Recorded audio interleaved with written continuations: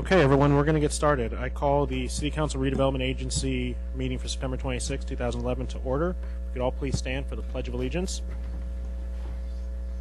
I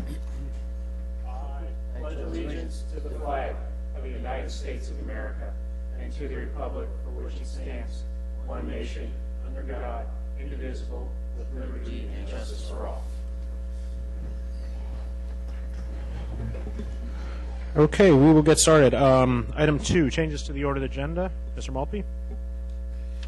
Yes, Mr. Mayor, we have a request this evening from a member of the public to move item 10B, which is the consideration of introduction of an ordinance amending the San Carlos Municipal Code Section 10.32, establishing no overnight parking and 2-hour parking limit zone in front of 75 and 125 Shoreway Road, ahead of item 8A on the agenda. Okay, that's fine. We can do that. Anything else? Okay, reports from closed session. Mr. Rubens?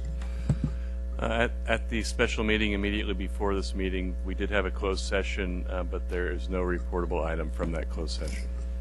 Okay, we'll move to item 4, council communications and announcements, and we'll start with Mr. Lewis. None to report, thank you. Mr. Vasili? None to report. Mr. Grocott? A couple things. One thing, I had asked about our street sweeping and how it was paid for and so forth. We did get something in our council newsletter on the item, reporting on it. I would like to have that put on our agenda for future consideration about how we pay for street sweeping. That was something that came out of the discussion, so if we could do that. That sounds fine. Mr. Maltby, did you take note of that? I've got that. Okay. Is there anything else, Mr. Grocott? Yeah, a couple other items. Also, we had somebody come and speak to the council on the our city's ICLEI membership, and he also had sent some follow-up emails, and I'd like to see that if we could put on the agenda as well for consideration. And I had a question for staff. I know maybe the mayor knows. I was thinking this was going to be on our agenda, and it's not, the zoning, and I didn't see anything about it's moving, so I was just going to ask. Maybe when they do reports to council, they could talk Yeah, we can get that from a report to council. when that's coming up. And then regarding your ICLEI question, we're having a report from the strategic planning retreat in 2 weeks, correct, Mr. Maltby? It's our monthly report? That would be correct, yes. That would be a great time to bring that up, and then we can vote as a council if we want to discuss it or not. Because We're discussing our strategic planning we can add it to or the any agenda and changes. set a date Sure. if you'd like to bring that information Okay. then. All right. Sounds good. And then the last item I had is just I've talked to the city attorney, or excuse me, the city manager about this, and then I've had some people in the community bring it up about parking in the area where I live, and there's one, I think it's one person in particular doing has a car that's parked on Walnut that is full of clothes and things like that, and it's unsightly. So I just wanted to bring that up for the attention of staff that that needs to be taken a look at. Okay. That's it. All right, thank you, Mr. Grocott. Mr. Royce. Yeah, so a couple things going around town here. One has the attention of council and a lot of citizens and our sheriff's office. We in the last month have, I believe, had 3 auto accidents that involved pedestrians. One gentleman, 77 years old, passed away actually a couple days at the intersection of crossing of Alma and Carmelita. I actually know that gentleman very, very well. He lived right up the street. I know the sheriff's office. I know the city manager is working very, very hard on it. I don't have a report tonight, but I do want the public to know we're interested. We're paying attention to it. And this morning, myself, I had an opportunity to be coming down 280, and I went by Heather School, which actually my wife teaches, and there were 2 patrol cars watching at the start of school, all the parents and the students showing up for school. And so on the way home, I stopped by BA, and they also not only had a patrol car, but our volunteer, Frank, was out on the beat, on the sidewalk, kind of watching what was going on. So we have their attention, and of course we feel sorry for the person who passed away and the people that just got hurt, but I'm sure we'll report more, but it's a very critical issue. generally, when I've talked to several people about this, the first comment everybody says, people drive too damn fast around this town. And, we got a lot of attention around the schools, but throughout the town, I think you have the attention of myself, and I know every council member to my left and right here, so we're going to be doing some work on that. And on a lighter note, I do want to mention October 3rd, this next Monday morning, if you're downtown, there'll be a new coffee shop in town called Pete's, with 2 E's, with really good coffee. So be there the first day. It'll be an exciting opening for them as a new business on Laurel Street. So thank you. Okay, thank you, Mr. Royce. I have a handful of things to announce. First off, prior to this meeting, we had interviews for a position on the Arts and Culture Commission. We had 2 outstanding applicants, and as always, it's hard when you have 2 outstanding applicants to decide who you're going to choose. But the council decided, and we're happy to announce that Fred Kohler will be our new commissioner. Thank you very much, and thank you to both applicants. Next, on Saturday at 10 a.m., we had a ribbon cutting for the new Loriola playground. If you haven't had a chance to go see it, you should go there. It's there's a tot playground, a 5 through 12-year-old playground, and a water feature, and I believe the water feature will stay on until October. That's correct, so until October, and then it will shut down for the winter. But it's a fantastic playground. The kids were very excited, and we had a good little event. Also, October 1st at 7:30 a.m., there will be a swearing in of the San Carlos Fire Department. It will take place at the fire station on Laurel Street, which is located in the 500 block. So 7:30 a.m., there will be some light refreshments provided, so feel free to come by. And then October 4th, on the same block, at the San Carlos History Museum, there will be an open house for city council candidates. We have 3 candidates running for 2 positions. It'll go from 6 to 8 p.m. at the San Carlos Museum. So feel free to stop by at any time during those 2 hours, and you can talk to all 3 of the candidates. They will be there. And moving on, we will go to item number 5, public comments. We only have 1 speaker card from Andre Carpio.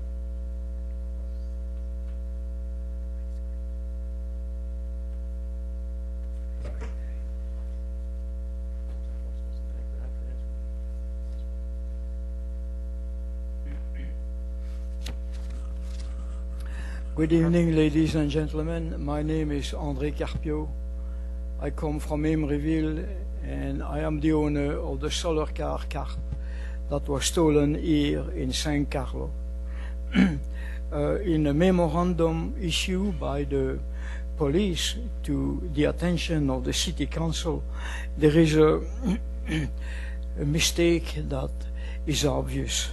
First, among all other statements, it ended by saying that this is a civil case, but then the memorandum itself is a paper that make a decision, because they made the thief get away with my car. So there is a basic contradiction there. You do not say it's a civil case when you decide yourself the issue. And not only you decide yourself the issue, but you publish the issue. And this caused great amount of prejudice. I have to remind the council that the court is very cautious about making statements to be published or to go on record, because if it causes prejudice, the court doesn't do that. But here, you did it. So this is bad. And I want to remind you that, as far as I'm concerned, you are the ultimate policy making with the oversight of the police. So you are responsible. Thank you. Thank you, Mr. Carpio.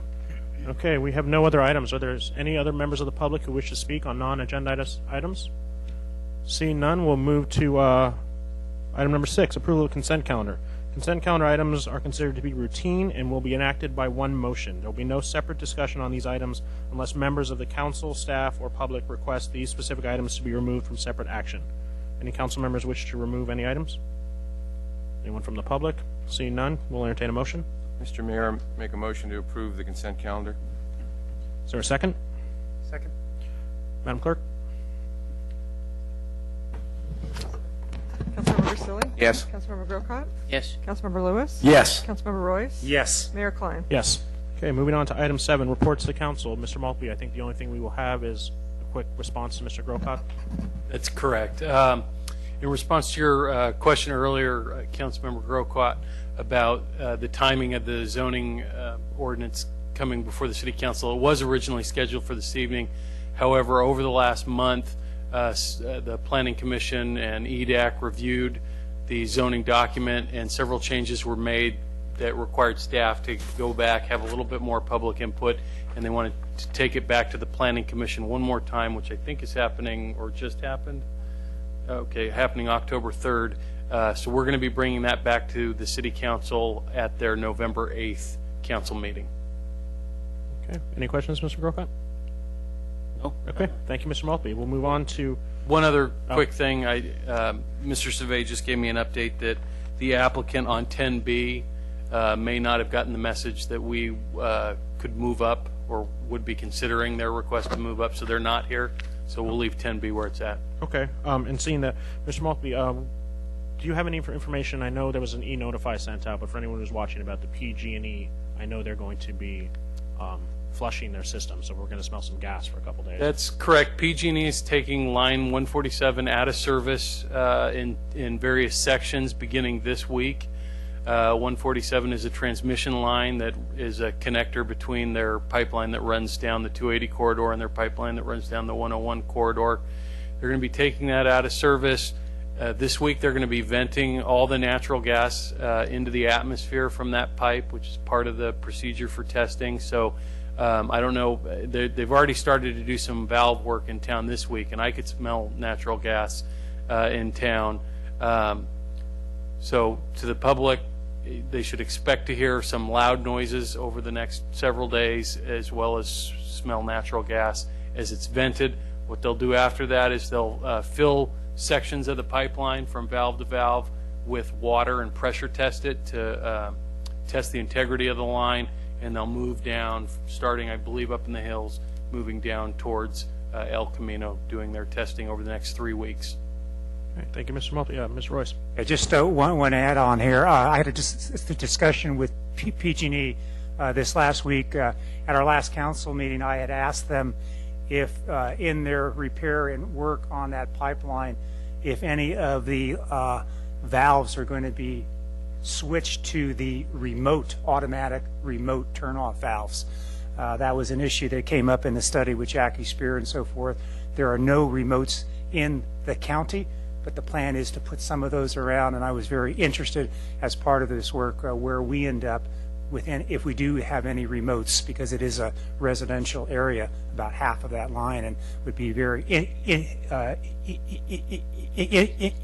interested that when they do their work, they do all of the work the right way. So, they promised to get back to me, and when they get back to me, I'll get back to you. Okay, thank you, Mr. Royce. So we'll be moving on to item 8A, which is a study session on the East Side Connect project. Mrs. Nelson.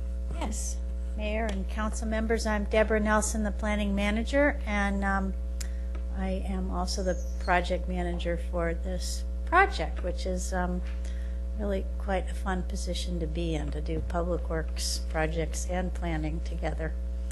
You last saw this project in June. You, at that time, allowed a contract with Callender and Associates to do the design, which is of a project on Old County Road and East San Carlos Avenue as the result of a $2.2 million grant that we received 14 months ago from the Metropolitan Transportation Commission. We're combining that with 2 bikeway grants that the city already obtained, some match money, and some money toward an undergrounding district. Where we are at this juncture is in the midst, sort of towards the end of a community input process, which began in August with Mayor Klein at the farmers market with staff and consultants, and we've been at that community input process all summer, and tonight you will see a design, and we're asking a preliminary design and asking for your input so that our consultants can go off and do the engineering design for submittal to Caltrans, which oversees the expenditure of this money. Brian Fletcher of Callender Associates will do the presentation As a sub to Calendar and Associates is Brian Kangas Falk, and Jason Mansfield is this person there that we've been working with. We've also been working throughout the process, actually early on in getting the grant, with a steering committee of the community.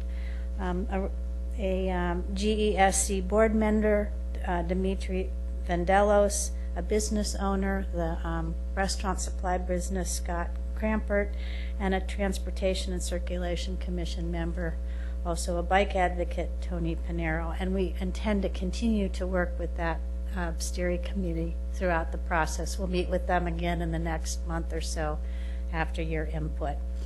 I want to also talk a little bit about the underground district. We need to come to you at a public hearing for you to define on a map the limits around which you want to underground. We have suggested undergrounding because much of the streetscape improvements are dependent on undergrounding to make the sidewalks much more accessible. It's not just a beautification issue, but it's really all about access for pedestrians and bikes and people using the transit system. We will come back to you probably in a month. The account that you put aside for us to do some undergrounding work is for us to hire a special expertise to go drill little cores in the street and figure out where all the underground facilities are, then report back to us so that we can do the design of a district and come to you with pretty clear numbers on how much it would cost and how much money we have to extend over a certain distance. Our priority is the frontage on the residential properties and in and around the transit station. So we'll be back to you probably in 6 weeks or so with that. So I'd like to introduce Brian Fletcher, and he has a presentation for you. Thank you. And just so the public knows that we do have a speaker slip, we will take the presentation, we'll have some questions from council, we'll go to public comment, and then we'll see if there's any discussion needed.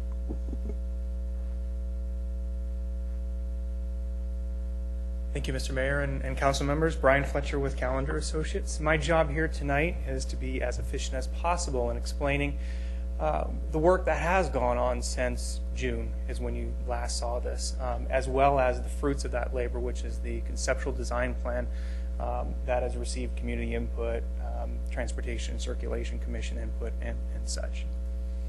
As you know from that June meeting, there were several objectives for this project. Number one, first and foremost, is to obtain public input. What is the community's concerns, desires, and such? In addition to that, there are several aspects to this project. Deborah mentioned the undergrounding. Deborah also mentioned the MTC grant, which is the improvements to Old County Road, mostly pedestrian and bike circulation improvements, which also includes a bike boulevard on East San Carlos Avenue, which is essentially creating a much more bike-focused or awareness of bicycles on that street. We've also combined the bike lane grant that the city has also obtained, as well as pavement rehabilitation funds. The process since June, we've had a couple farmers markets. We've had an open house on July 30th. We've been to Planning and Transportation Commission's second workshop on September 7th. And then finally, just before this, on the 20th, we went back with these plans to the Transportation and Circulation Commission. So tonight, we're presenting those plans. We are going to be then, based upon all the input, developing construction documents and hitting our number one major deadline, which is February 1st, which we're calling January 30th, which is the deadline for the MTC funds. We must submit bid documents by that date in order to continue on with their regulations. As far as the award or any potential start of construction, this is anticipated towards the end of 2002, beginning of 2013. As you know, the project limits are essentially Old County Road and East San Carlos Avenue. Because of funding, we would not be able to do full sidewalk width improvements for the entire thing. That's not to say. And I'll get to where we're going to focus sidewalk widths and where we're going to focus on bike lanes and other more minor improvements. As the mayor knows, and we've got proof that we did have an open house. We had about 40 plus people come to Loreola Park and share their ideas. We gave them several opportunities to give that input, ranging from image boards to questionnaires to just drawing some lines on a map and showing us where the problems were. My job is to show you some of that input that we received from that. This is where those members that attended, where do they live and work? Generally, people showed up from within the area. How do you use it? Shopping and eating, driving to work, taking the train, biking. This gives you kind of a glimpse at exactly how the street's being used. What is the biggest concern? You can see, and this is pretty consistent, pedestrian safety as the #1 priority and concern on people's. We call them inspiration images, but again, people just have the opportunity to respond to photographs of what could be along the street. You can see where those votes came out: wider sidewalks, street trees, crosswalks, bulbouts. Again, kind of in line with pedestrian improvements, making it more safe for pedestrians. What amenities? Again, wider sidewalk, trees and plants, public art, bike lanes. Again, this is just giving you a glimpse of the input. Sound looks like a whole lot of lines and scribbles, but what this was a fantastic tool to tell us exactly where the problem spots were. I mean, you can see here is Holly at Old County Road and El Camino. So again, these lines start to tell where the desire lines are for people to walk from their home into downtown and such, and where we need to focus some of those needed pedestrian improvements. Part of the project is more than just pedestrian, it's also identity. We asked the question, can you describe your identity? People responded different than the rest of San Carlos. However, when we asked the question, what elements, in this case lighting, would you want to see, people focused, we want something similar downtown, the Acorn fixture. So the idea is to connect these two sides of the tracks and bring Old County Road more in line with what downtown and some other areas of San Carlos are doing. We took that input. We also took a look at the history. There's been a lot of study over in this area. So the history on other planning efforts, including the whole Holly 101 overcrossing, which includes a study for pedestrian and bike circulation down East San Carlos and then across. We took a look at the plans that were developed to get that bicycle lane grant. And then in addition, we took a look at bike lane feasibility study done in 2008, transit village plans, and general plan traffic studies. Again, we want to make sure that what we're bringing forth tonight is consistent with all these prior planning efforts. These are the plans that were presented at the community workshop as well as the Transportation Commission. I'll run through them efficiently. The overall plan shows in green where we would have Class 3 bicycle routes, in pink where we would have Class 2 bicycle lanes.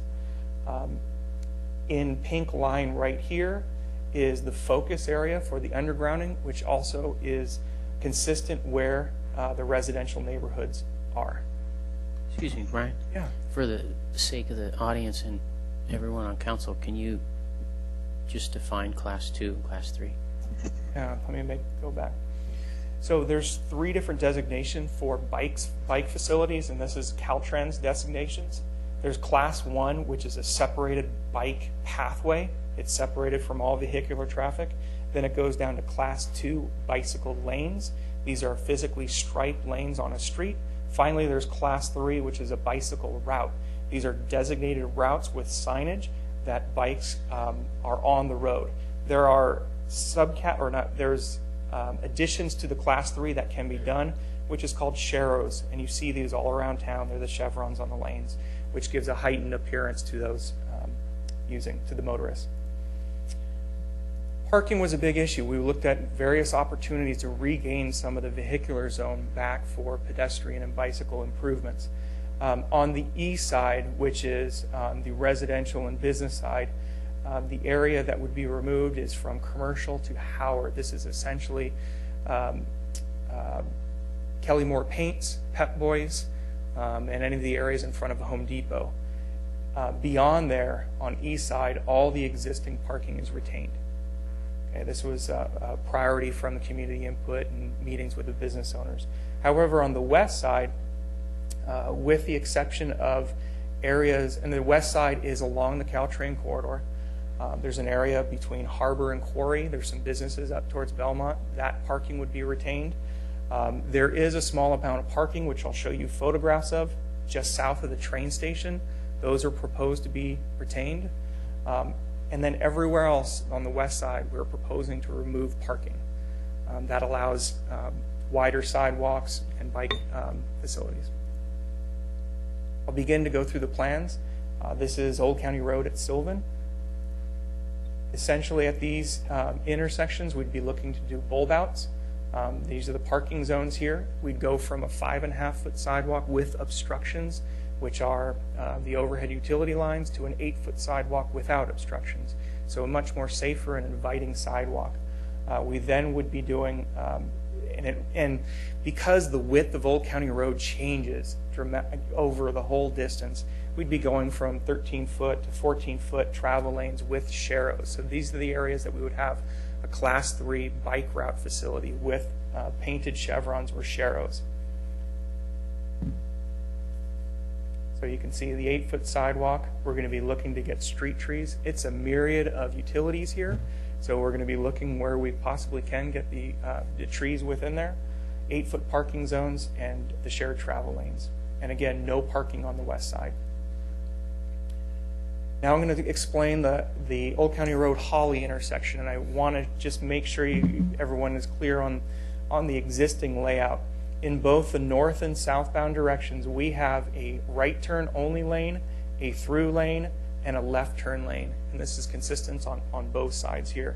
We also have a horrible sidewalk at 4 foot wide with many obstructions and driveway aprons here, making it extremely difficult. We're currently working with Hexagon Traffic Engineers, who's done a lot of the traffic engineering within this neighborhood. They took a look at this intersection and took a look at the counts back in 2009 and took a look at the right turn movements. Again, we're looking for opportunities that we can recapture some of that space. We came to the conclusion that because there is such limited right turn movement, that it would be feasible to remove those right turn lanes, both in the northbound and southbound directions. Then those cars would move over to the through lane, so instead of just a through lane, it would be a through and a right turn lane. We also studied the movements, and it should be noted that this intersection works in tandem with El Camino Real. Because there's more traffic on El Camino Real, that means there's more than enough green time on Old County Road to clear that intersection. So even with that traffic moving over, that intersection would be cleared with the green lights. So what does that look like in plan view? Here is Holly Street. Here is Old County Road. Before, where we had right turn, through, and left, you can see we have a through and right turn, a left turn. In both instances, we've got a striped median. The reason why we've got it striped is because there's the occasional truck movement that happens here, that we want them to be able to go within that median and to be able to make that instead of stopping traffic and such. So you can see that through lane come through. This is going northbound on Holly. We've included a bike lane in this section only to allow for bicyclists to actually climb that hill, so they would have a protected area or a striped area to do that. This island over here, what you'll see the benefit of that in this section here, continuing on, is that we would have the ability to create a left turn pocket into Loreola Park. Right now there isn't, so where you stop and try to make that movement through, a lot of times it blocks traffic and such. So this would be an opportunity to highlight the amenity of Loreola Park, provide safe access, and provide signage in a new median to direct people into Loreola Park. We're now moving to the train station itself, and I just want to, everyone's clear of this one, is the different movements and the different types of people and users that use that. We have shuttle stops. This is supported by Caltrain. I've observed it many times. These shuttles are timed with trains coming in, so they're timed to come in when people are coming off the train. They pick up, and then they come down East San Carlos Avenue, and then on into Redwood Shores. Other people using the area are the taxis. On observations, this is seldom used, not as nearly as much as the shuttles. And then we have the parking. This is just south of the train station. It's about 15 to 20 stalls. That is highly used. These are people that are parking there because they don't want to pay to park on the Caltrans lot. However, the community has concerns. If that is removed, will that force those people into the neighborhood and become an issue? So the proposal here is to recapture the taxi stand and to move all the taxis over to the El Camino side of the transit facility. And what you effectively can do there is create a much more generous pedestrian zone in front of the Caltrain station. And let me just give you a little bit of orientation. Here's East San Carlos Avenue. This is the Caltrain station. From this line to this line is where it dips underneath. That's the overhead, and you can dip underneath and go under. So this is where the taxi stand is. Effectively, we'd be bulbing out that location, reducing the lanes down to 12 feet, probably 13 feet, and Jason can talk to that in a little bit. And then we've moved the shuttles just south into this location here. So in this concept, we're still proposing to retain the shuttle bus and support mass transit in the area. I'm sorry. You said the taxis are going to be on the west side? So the taxis currently have a location on the west side. Wait a minute. I'm confused on which. I'm talking west side of the train station, I thought you said. Yes. So where they would be moved to the El Camino side of the train where would station.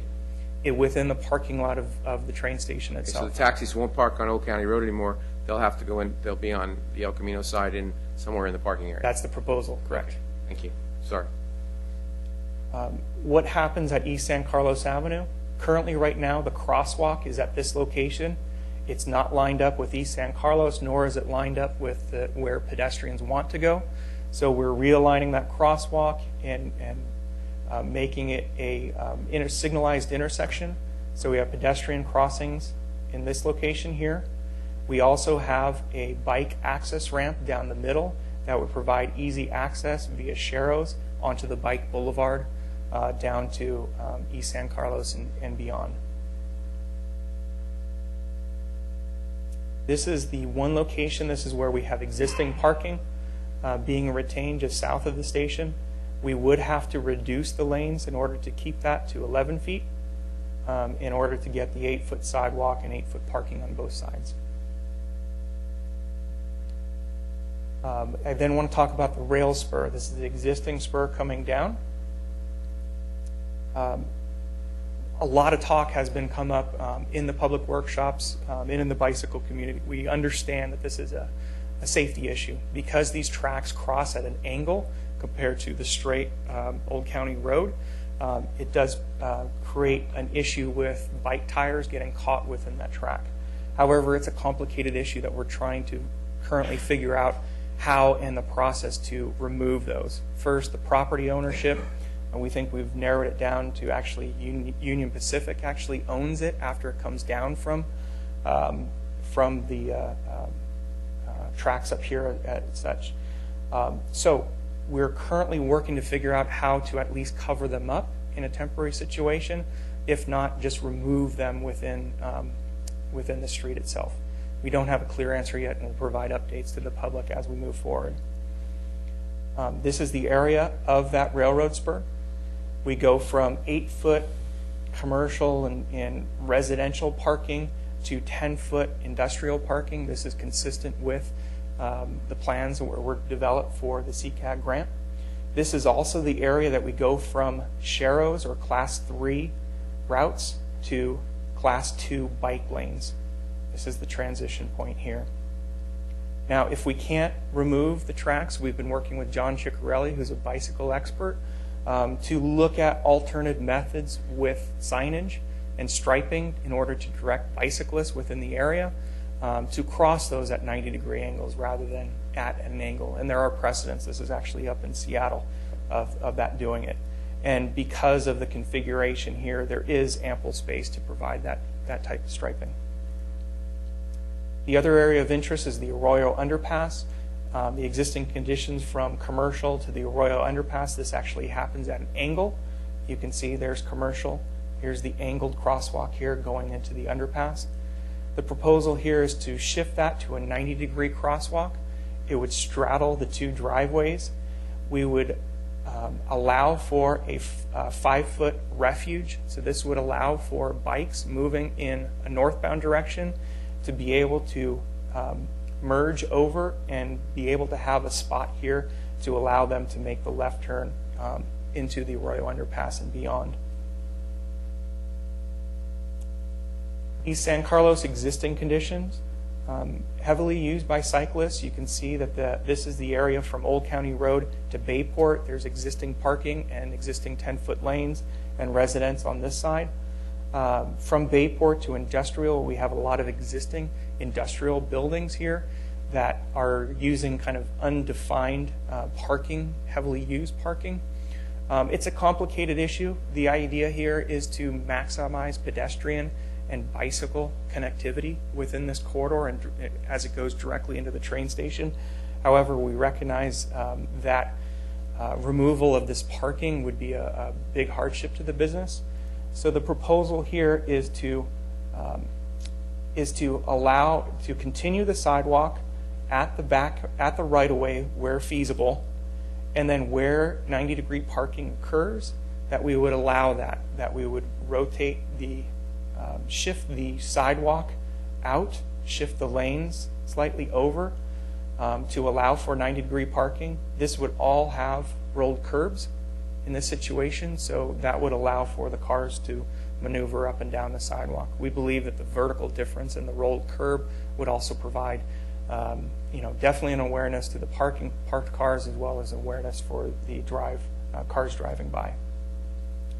That would then continue on and meet up with existing sidewalks, and then meet up with a new signalized intersection at Industrial Road that would connect up to the pedestrian crossing over to 101. There you can see the sidewalk, the 18-foot parking, 2 travel lanes, and the planting strip. We proposed a series of materials. You'll notice that a lot of the materials are brought from downtown specifically for trying to tie the two areas. The one notable kind of change would be the light fixture, in that we're looking to make a more residential-friendly acorn fixture that doesn't shine light into the neighbors. We also have a plant palette that's consistent with the street tree planting palettes of San Carlos. Now, we did bring these concepts to the community recently, and I wanted to give you some of that feedback. We had about 25 residents show up for that meeting.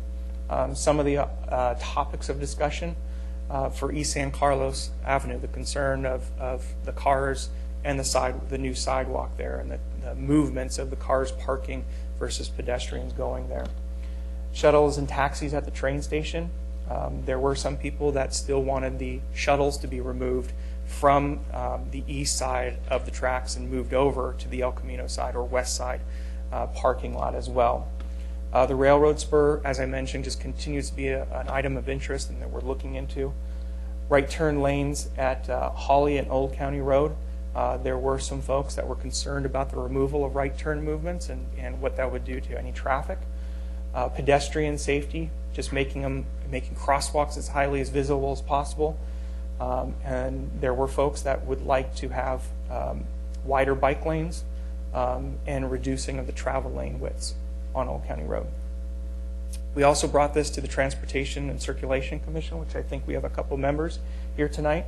In general, the commission was supportive of the plans and the process. They wanted us to take a look at a couple items, including further enhancement of the pedestrian crosswalk at Arroyo, enhancing that with either in-ground LEDs or flashing beacon type crossing. Consider a speed table at Bayport to slow down traffic, and consider high visibility crosswalks throughout. What would be a speed table? A speed table is when you slightly elevate the grades within an intersection, so it provides a slight tactile bump per se. You have very slight speed tables on Laurel Street at the crosswalks, so it's very subtle, but it does have a tactile effect when you're driving by that you actually can feel that on your car. Excuse me, there's one at, I think it's Middlefield in front of the Redwood City Library. They do that. It raises up just a little bit, and then it's all, it's a tiled paver that you drive over.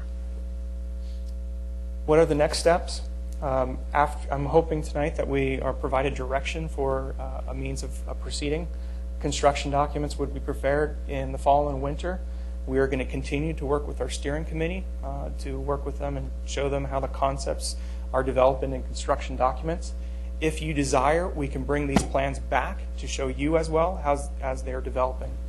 You will be seeing these plans obviously before they go out to bid, but if you do so choose, we can bring those back in further in the design process. So with that, I'd be open to any questions. Okay, thank you. Are there any questions from the council members? Mr. Lewis. On the Loreola Gateway feature, did you have an image for that, of what you were considering for the Loreola Park entrance feature? Not yet. It would be signage in the median, but no, we don't have a specific design yet.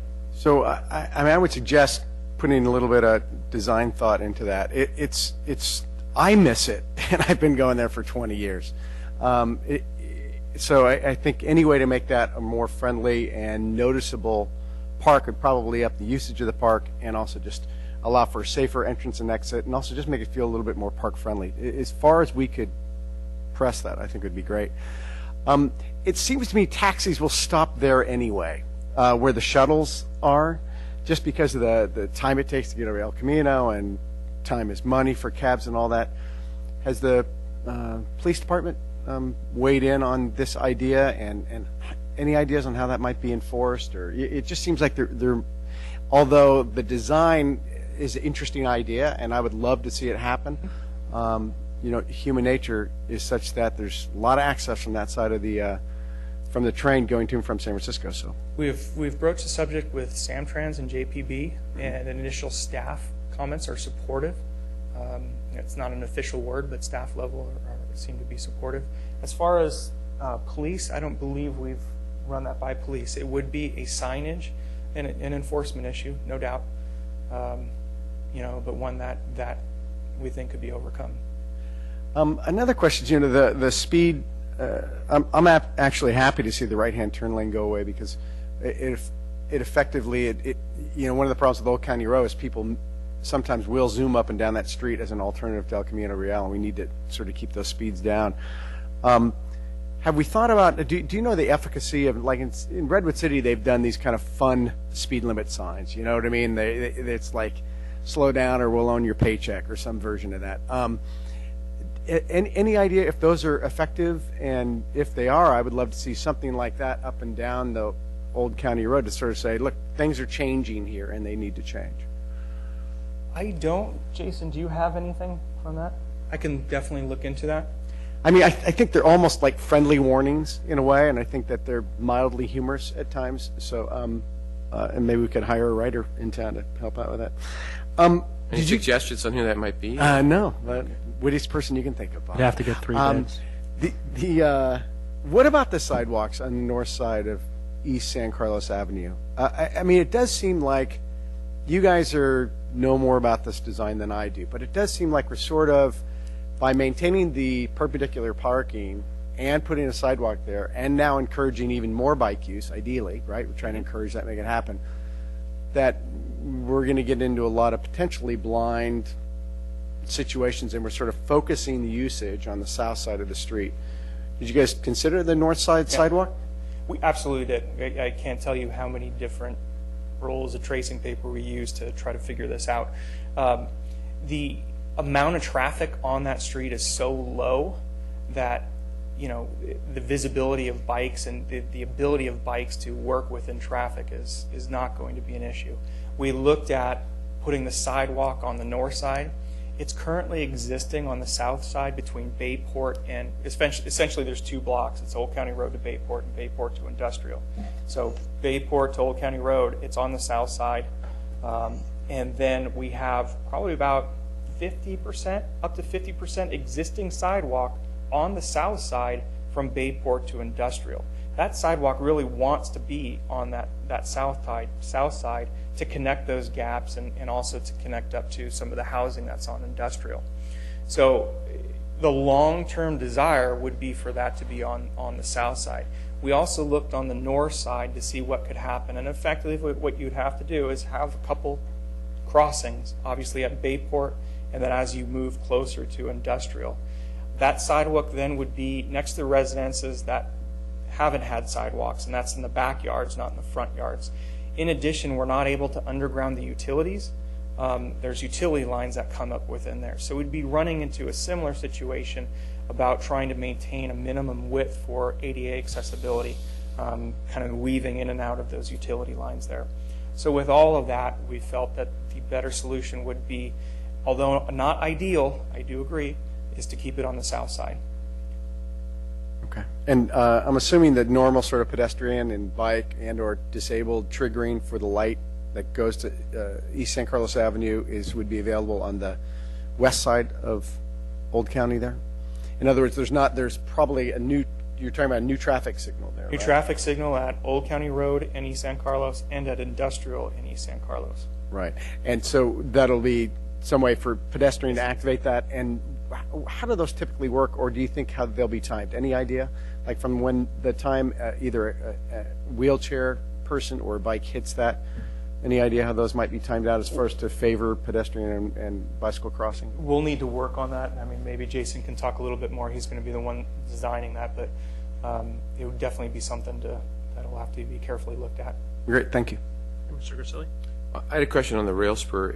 Is it being used now? To the best of what we know, no. And there is actually a blockage. If you look at that photograph, there is I don't know what the correct term, my son would know, but there is a blockage there. Okay. So trains can't come down. So can't we just take that? It's abandoned.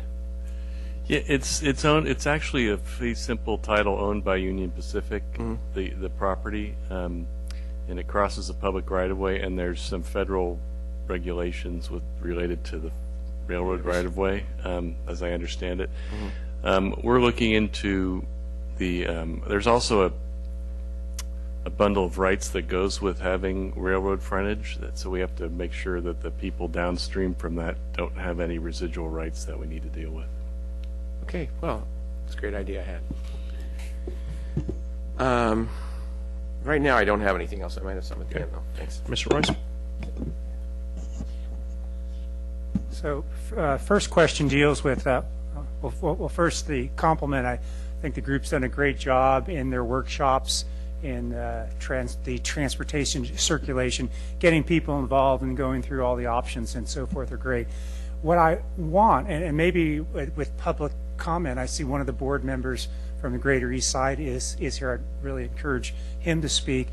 I'd like the confirmation that there's a formal board of directors on the Greater East Side. I want to make sure that whole organization is behind this and is part of the ideas on what we're going to do here. I noticed this last weekend we had an opening of a new playground equipment, and I think there was one board member, but since we opened it up, I haven't heard anything, whether or not it's good, bad, indifferent. I notice, in my marriage, if it's that silent, I worry. So I'd like to hear with public comment that they're engaged and involved with this process. Second of 3 points is I wanted to hear more about the impact to the businesses on Old County on parking.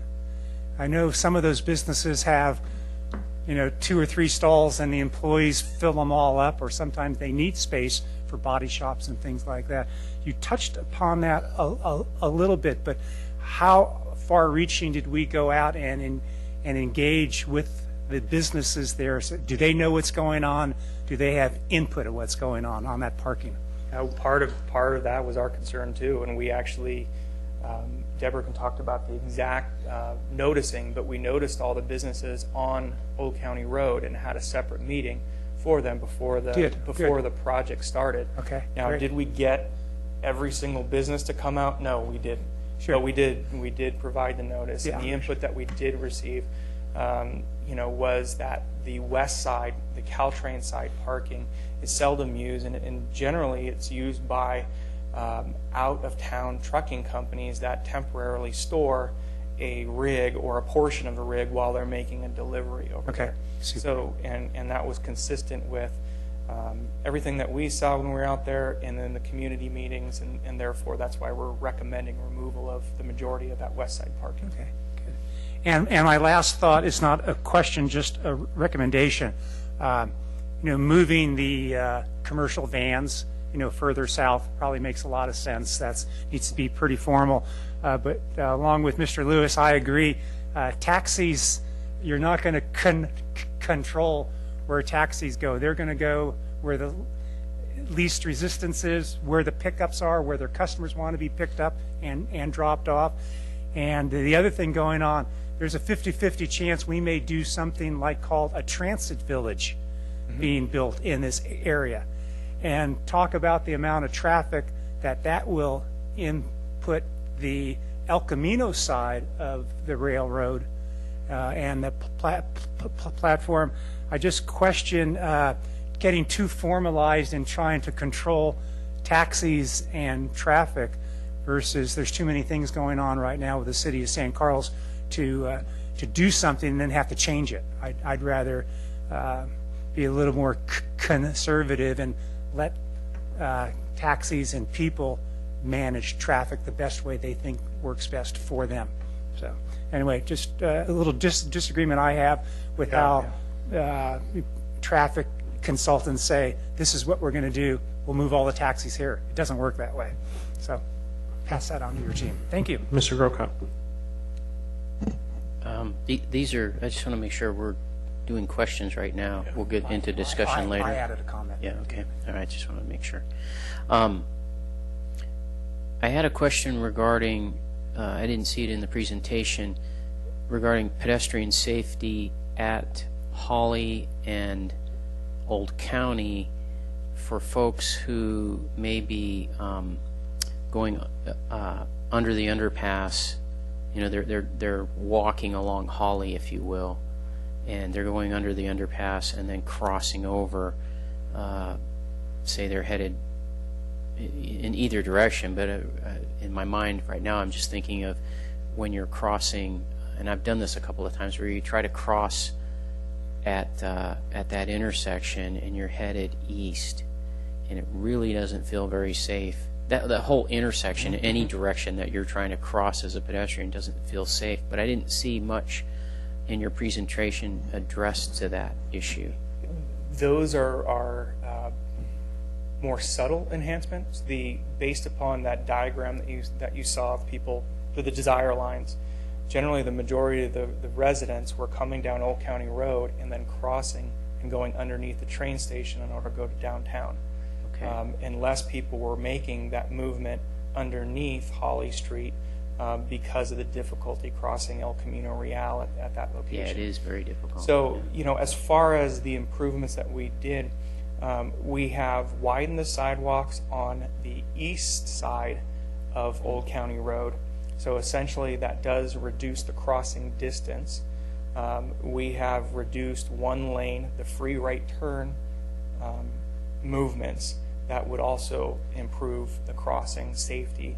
But as far as any additional... So when you're removing a lane, you're talking about removing a lane on Holly? No. Oh. No, absolutely not. Okay. Removing a lane on Old County Road, the free right turn lanes on Old County Road onto Holly. Oh, okay. So those movements would help with the safety. So most of to follow up on that a little bit, the residents are saying that like if you're coming from the north side of Holly and in that neighborhood over there, if they want to get to downtown, they're going to cross over Holly and continue on until they get to the area at East San Carlos Avenue and then go under at the train station and get to the downtown that way. Yeah, the instructions to the workshop participants were take a pen, show me where you live and show me where you want to walk, and then show me where the issues are. Okay. So you can see, I don't even, this is Holly Street right here. Okay. There's the Caltrain station. Here's East San Carlos. I don't see a single person looking to make that underneath.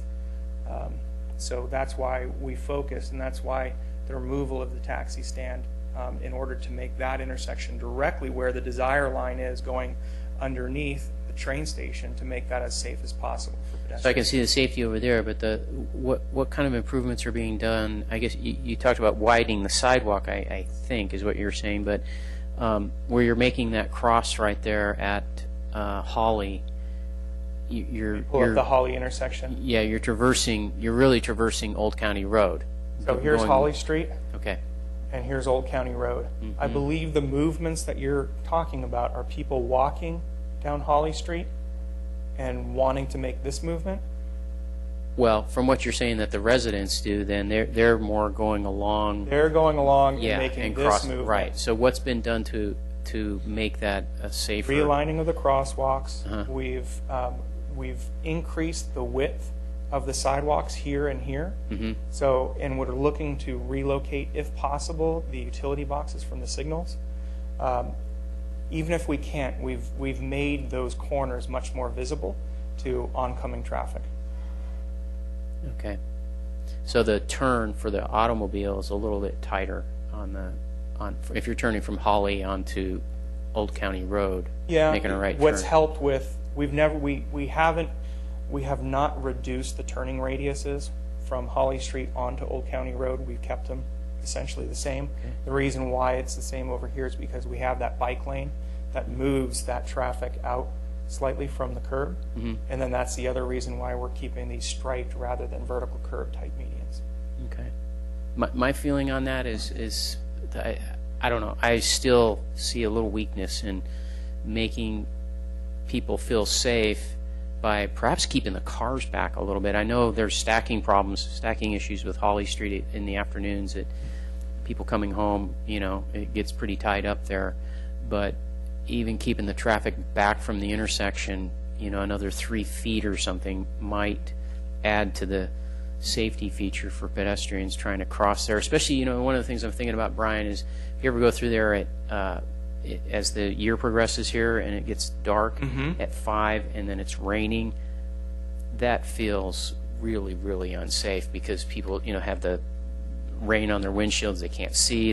People are getting anxious about getting home, and they've just taken 2 hours to go from 101 to Old County Road. I'm being facetious, but it gets a little anxious there, and so that's what I'm saying. To keep the traffic back from the intersection a little bit might be helpful. Something, I don't know. Yeah, I'll take a look at that. And the other thing to note is that all the crosswalks are going to be enhanced crosswalks, so they're not just going to be white striped. Oh, good. We're looking at colored crosswalks, and we also are, based upon the Transportation and Circulation Commission recommendations, taking a look at piano key style crosswalks, which are even more highly visible. Okay. So that would be another enhancement for pedestrian safety at this intersection. Okay, great. Thank you. The other question I had is regarding you're talking about removing a dedicated turn lane at Old County onto Holly, I believe. Is that right? Let me get to that, Yeah. the existing photograph right there. So this is the same case. Here's a dedicated right turn lane Mm-hmm. and a dedicated right turn lane up here. Both of those will go away? Yes. Okay, so my concern is that for a bicyclist, that gets hairy. If you've got if as a bike, now you don't know if the car is going to make a right turn or go straight. And so it's important to create some kind of dedicated lane there, even if it's not the standard 5-foot or 6-foot width for a bike, so that a bike has a place to go and the automobile driver knows that's where the bike is going to go. Because if you're trying to share that lane where someone may turn right or they might go straight, now they might make that, you don't know that they're going to make a right turn, and they make a right turn right into you because you're sitting there. And one of the things I've seen on the BPAC, there was a fellow that brought to us a design that was European that allows the bike to actually get forward of where the cars are stopping. So you look at the stop line for the automobiles, and you allow the cars to get a little bit forward of that. I should have told you that. Oh, did you do that? We are included. That's called a bike box. Yeah, a bike box, And exactly. essentially what Thank that you. allows is it stops vehicular traffic 10 feet back of the crosswalk. This is an area that's painted green. It's got large bike symbols. This allows for bicyclists at a red to be able to filter through the cars and be able to come up here and sit within this protected bike box. This allows them to basically get a jump start on traffic. Right, yeah.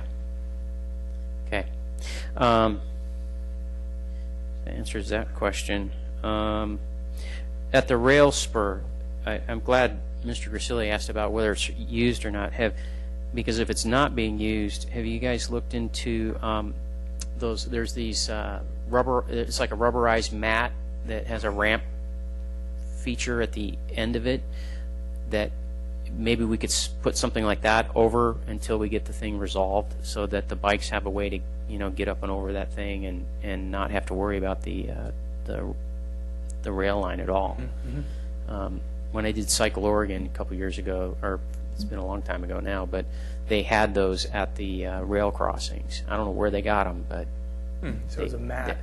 there's There's port in place, like rubberized surfacing for playgrounds, that we've contemplated internally filling in the gaps between the rails.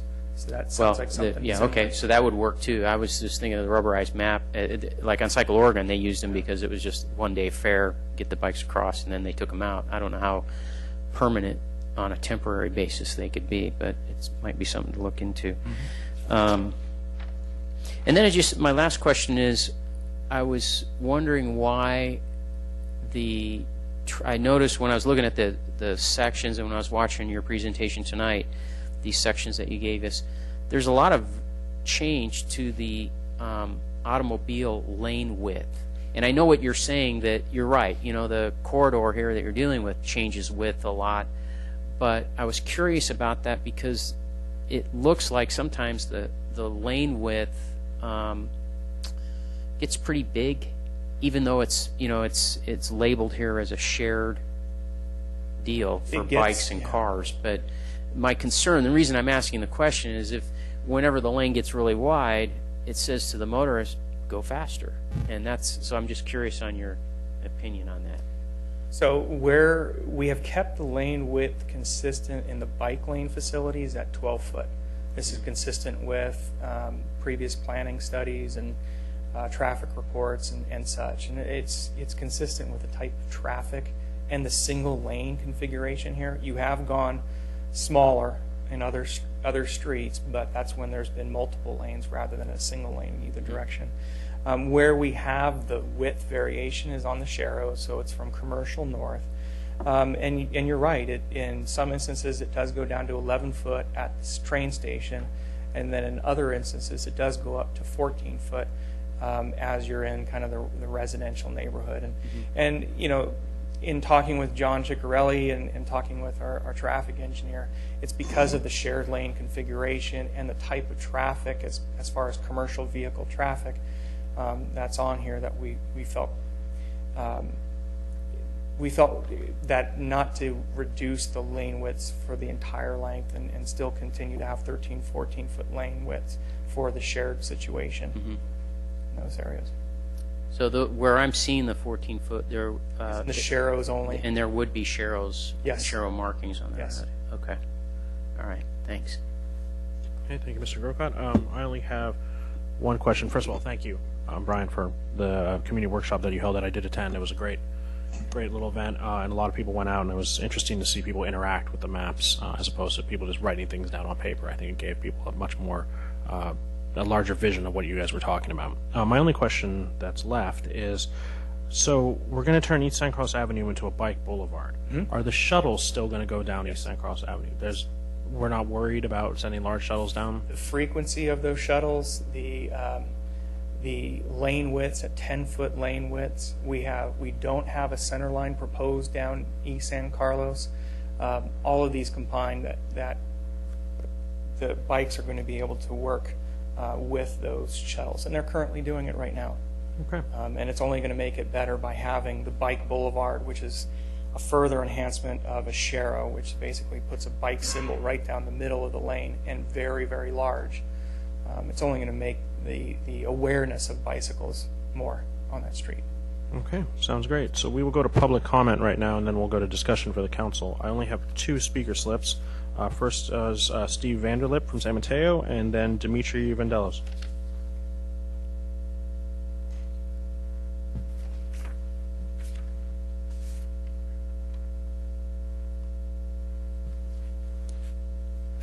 Hi. Good evening. My name is Steve Vanderlip. I'm a resident of San Mateo. I'm here tonight to continue to request the removal of the railroad tracks on Old County Road. We included in the East Side Connect project. These tracks are dangerous to cyclists, and I know many people have fallen and crashed there over the last 10 or 20 years or so. And I know you guys talked a lot about this tonight, and I just want to show I appreciate all the work everyone's doing to try to address this issue. And I know it's not an easy issue, and it's been around for years, but I'm glad to see that everybody's taking it seriously and doing their best to see what can be done to correct it. So, thank you. All right, thank you. Next up is Dimitri, and then we will have Bonnie McClure.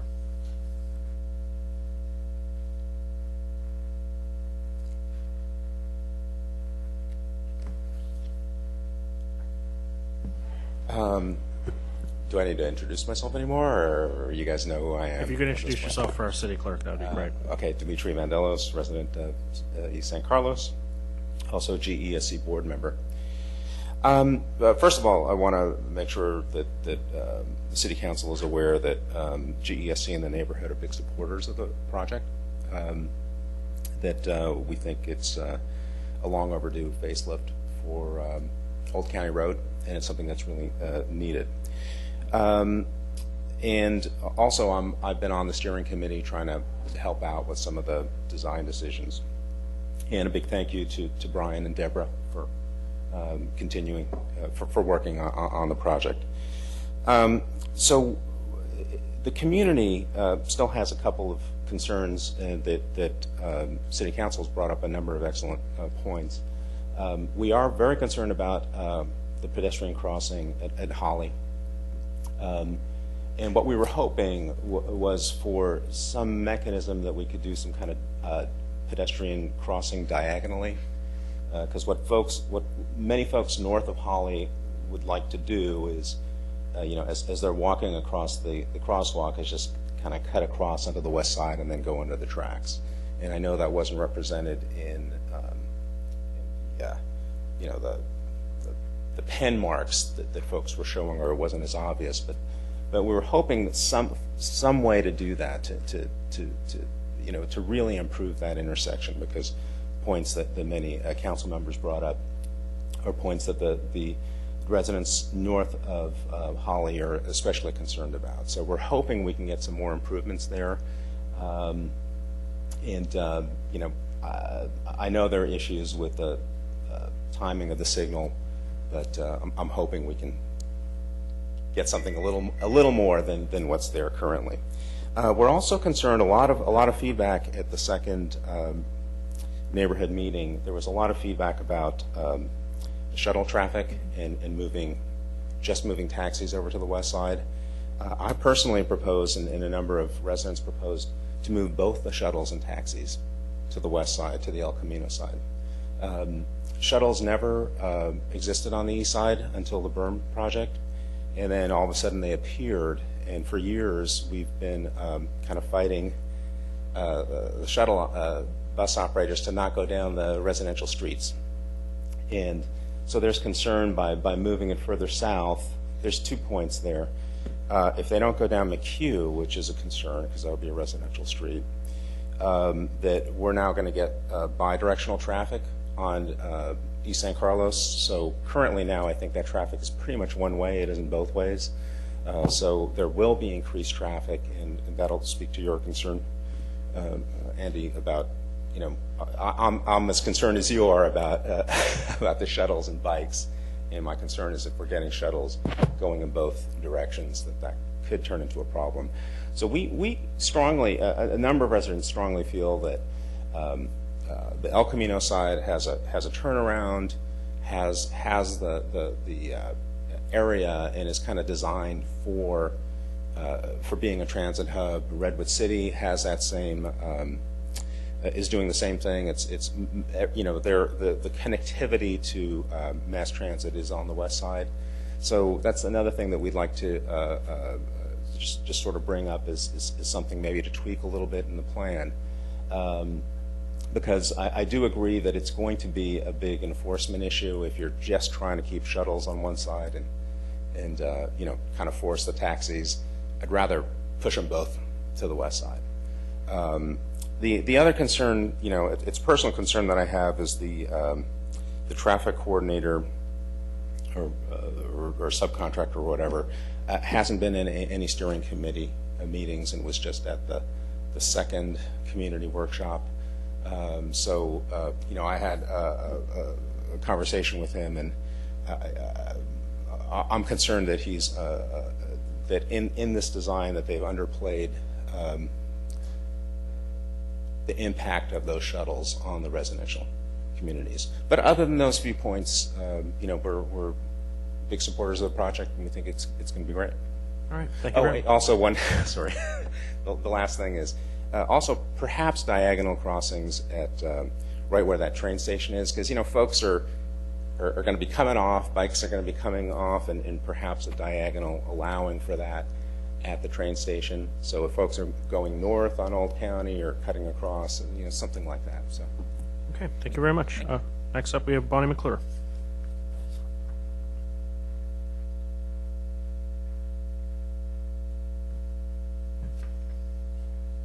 Bonnie McClure, San Carlos, speaking for Sierra Club. We're very happy that this plan has come this far, and thanks to the former Department of Public Works and to the Planning Department manager, and I think it was great that they got the grant in order to do all of this.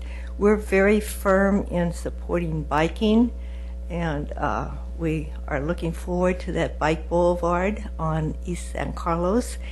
And not for Sierra Club, but for me, if the speed limit on Old County were cut to 25 miles per hour and that right-hand turn lane is eliminated, it would keep a lot of people like me that go across El Camino, go on Old County, and go down to get to Redwood City, down to Howard, and because I don't want all the stop signs on El Camino, and it's 35, and Old County's 35.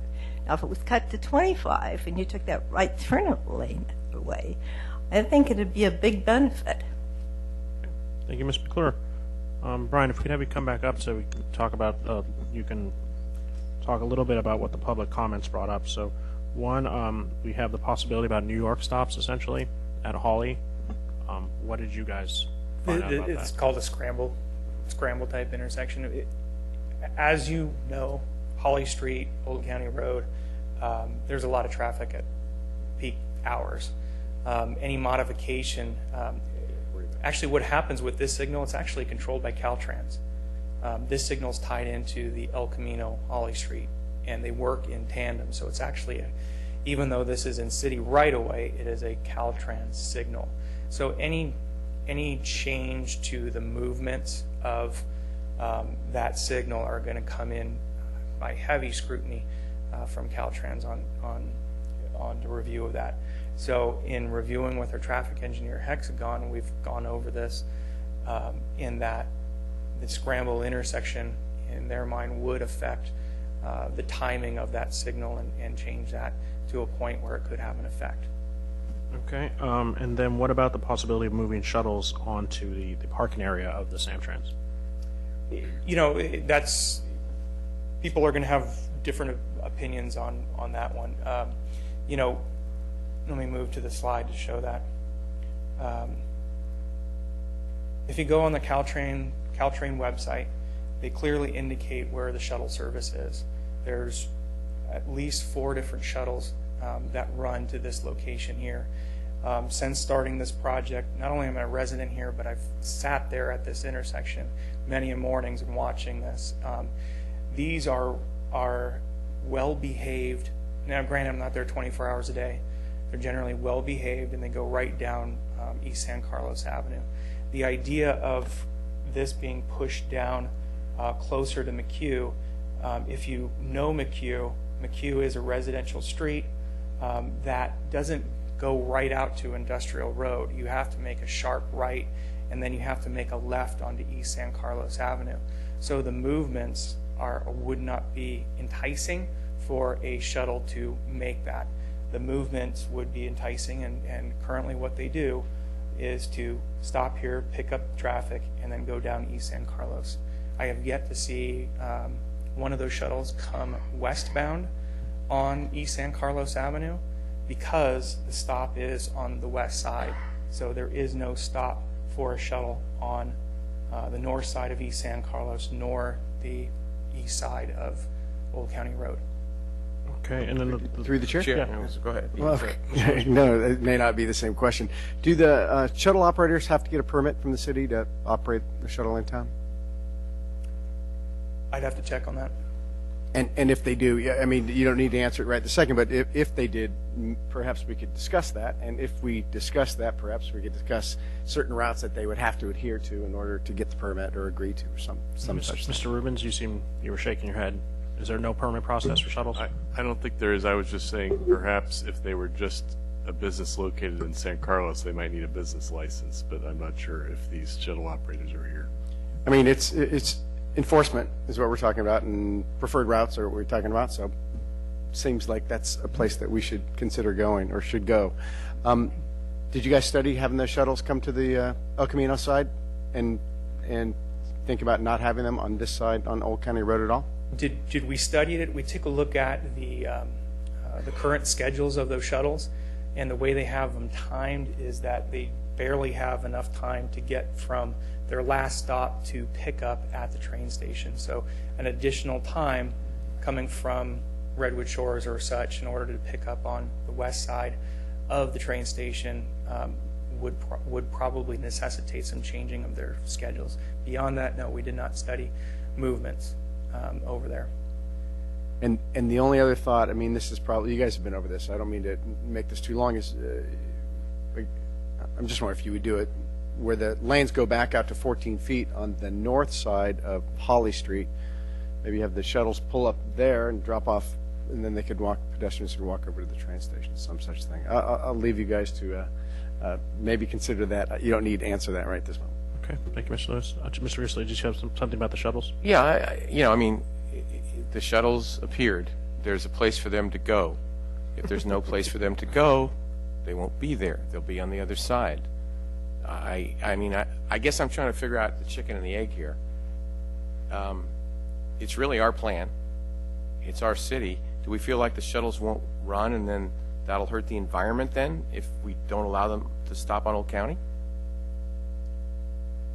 I mean, I'm trying to understand the logic here. I understand We're not hurting the environment. I understand why they're there, but if there's no place for them to be, then they have to go somewhere else, which would be on the other side of the train station. So I'm trying to understand who we're trying to please, or is it hard, or gosh, this is going to be tough to talk to them, or I don't understand. That's what I'm trying to get at here. Yeah, we can definitely go talk to these purveyors, but there's. Well, I know what they're going to say. Hey, this is great. They pull over. They don't want to get on El Camino Real. They don't want to take that extra couple of 3 minutes to take the left into the train. I mean, I can answer that. That's easy. But who are we trying to please here? Are we trying to please them, the train riders, the people who live on the east side? I'm just trying to identify. But in my opinion, we're trying to encourage mass transit. That's what we're trying to do. We're trying to make it as safe and enticing as possible, so that we are recognizing that this street does serve, because it's got the train station, does serve beyond just residents and the immediate community. That it does serve mass transit users, and that's what we need to decide if we want to highly support that, and all the effort and scheduling and funding that have gone into all these shuttle stops in this location, if that's something that you want to continue to support. But they are private shuttles. Are they business shuttles? It's a program that the city is working with commute.org. And so it is sort of a partnership between the city, we have membership on that JPA, and the businesses. And I think as Brian indicates, part of the effort in that whole program is to reduce the number of cars going in and out of both San Carlos and in that area. But I think as far as the council's question about is there someone to talk to, there definitely is, and I think the folks to talk to isn't so much the operator, but it's the commute.org folks. Okay, well, that's why I'm trying to, I appreciate that because it certainly gives a little more clarity to who these folks are. Yeah, That's there are all. definitely some folks we can talk to. Okay, thanks. Okay, and Brian, the last thing brought up with public comment was the speed limit, and I'm under the understanding, and correct me if I'm wrong, that speed limit is set by how fast people drive down the road, so you can't just fluctuate the speed limit? I'm gonna tell Jason that he needs to come up and answer that question. And while he's thinking about it, I want to follow up on the last thing about the scramble crossing, because it not just was talked about at Old County and Holly, but it was also talked about at East San Carlos. In that, if you, by creating this larger pedestrian only zone here, you have a choice coming down here whether to cross this crosswalk or to cross this crosswalk away from traffic. So essentially, if you're going to the communities north, you're not going to cross this one and cross here. You're going to walk over to this crosswalk and go this way. Effectively, it's doing a very similar thing as a scramble crossing and making that diagonal crossing. Okay, thank you. Jason? Yeah, actually, Margaret from the Transportation and Circulation Commission actually brought up that question as well about the speed limits. And my suggestion is that, and you're right, Mr. Mayor, is that the speed limits are set by the 85th percentile of the actual people traveling that road. And then an engineering and traffic survey is performed by the city to establish that speed limit. Not entirely on the 85th percentile, but that's a good portion of it. And there is an engineering and traffic survey for this road, and it was set at 35 miles an hour. Now, if you post it at something other than that, it's not enforceable. I mean, it could be considered a speed trap. And so you set the speed limit per the engineering and traffic speed survey. My suggestion is that with the traffic calming measures we're doing here, people might actually start traveling at 30 miles an hour, something like that. Then we'll do a new speed survey and maybe we post it at 30 afterwards. Okay, thank you very much, Mr. Mansfield. So we'll open this up to council discussion. Mr. Grocott, do you have anything? Well, the only thing that I would, I had three things here. Most of it's been covered. I understand what Brian is saying about the scramble situation being, it's kind of a non-starter if you're going to have to go through Caltrans on that one. But I still would like that to be looked at East San Carlos Avenue. I've always had a vision there.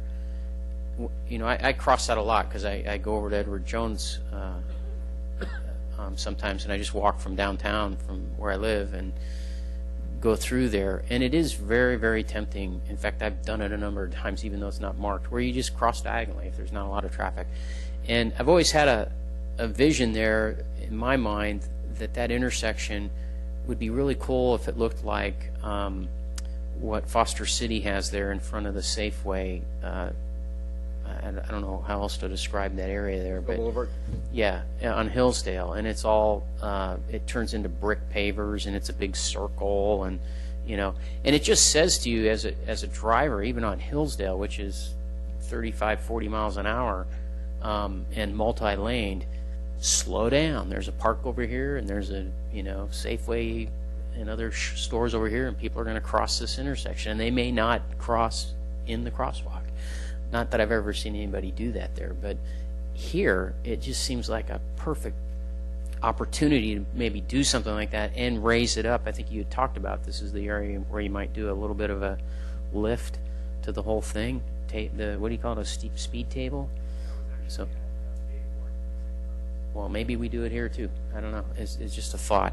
And that would serve also to, I think, one of the situations I've seen with bicycles is, people on bikes can be as bad as people in cars when it comes to pedestrians, where they don't slow down and then they get into conflicts with the pedestrians. So if you did something a little bit more here that just kind of said, this is a pedestrian slowdown zone, I think that might work. So that was my comment there. On the shuttles and taxi issue, Bob said it, even though I don't, you're talking about moving them to the west side. but I could just see where you might, we do all this stuff to say to these companies, do this, create these shuttles and everything. And I think if you're going to go that route, and if you're going to encourage that kind of thing, then you have to put the infrastructure in place to make it work. I mean, there's nothing that discourages the use of that kind of stuff more than making it too long to get to work if you're going to choose that route. I'm bringing it up to see where our priorities are. That's all. And Brian sort of answered that. Yeah, I understand. Okay, so I just kind of feel like with the shuttles, particularly trying to get them to go to the other side isn't going to work. And I agree with what Brian said, that, hey, I've watched it over there too, and the shuttle drivers do seem to be very courteous. The taxi drivers, on the other hand, if you want to move them to the west side, go ahead. I mean, and if it's an enforcement thing, I think a few times the cops going over there and laying down the law will send a message. And maybe you have to repeat that every once in a while, but, I don't mind laying down the law. So, except when you're crossing diagonally. And you then I don't want to, right, if I'm jaywalking. Last one I had, and this doesn't have to do with anything that Brian presented, but this undergrounding, I was looking at these figures on the estimated cost, and boy, if I presented that to a client, it says here, could range from $400 to $1,000 per lineal foot, plus a 20% contingency. Well, really what that's saying is it could go anywhere from $400 to $1,200. That's a huge range. I wouldn't even start a project if somebody told me that was the range. So we didn't talk about that one very much, but in my opinion, that needs to be tightened up a lot before we move forward with that undergrounding project. I would, before we move forward with that and commit to a undergrounding utility district or whatever, those numbers need to be a lot tighter than $400 to $1,200 a lineal foot. That's out there. That's it. Hey, Mr. Royce. Yeah, no, just Brian did a great job, and I think everybody in this room contributed a lot of discussion and value to the project. So thank you all. Hey, Mr. Grisilli. No, a lot of work went into it. I mean, it's easy to sit up here and second, third guess, whatever, on some of this stuff. I agree with Brian on the scramble at Holly. I think that intersection. I mean, I've driven that a million times, and that's too big. Now, the one at East San Carlos, different story. I'm open to listing, but that one I think is just too big. I like the taking out the extra lane. I think that's a reasonable thing. Overall, I think it's going to be a huge benefit to the east side, especially but I do agree with you that an $800 range. I mean, you're practically 2.5 times difference. Yeah. Those numbers have to get tighter. I mean, that's just too. I mean, I'd be afraid to take the low bid, almost, on that. So anyway, other than that, I don't have any comments. Hey, Mr. Lewis. Yeah, and maybe even I know that we're talking about the crosswalks at Holly and Old County, making them more visible. But maybe even the intersection itself, whether it's probably not pavers, but some way to either color that, or maybe that can be some sort of, some way to make the whole intersection more visible, not unlike the thing Mr. Grocott discussed in that Foster City area. You're just much more visibly aware of it. There was also one other thing in the report about that we can borrow up to 5 years ahead, which makes $1.7 million potentially available. Can you describe how that might come back before council before any sort of a decision like that was made? That's kind of scary. Yeah, that was an hour ago. So you will have to establish an underground utility district with a map, and our intent was to bring that to you earlier. The reason I put that wide range in the report is we have discovered that there is a wide range in the cost of undergrounding, and an example is the commercial at Old County Road intersection, where there is so much existing infrastructure, including the PG&E gas transmission line. So we need to do this coring work over the next month or so to figure out what's where, and then we'll bring you the district that we could pay for. The borrowing ahead, that number has changed since I first reported that to you in June because of the Public Utilities Commission accounting of our money. But we can borrow up to 5 years ahead. We get a certain allocation per year.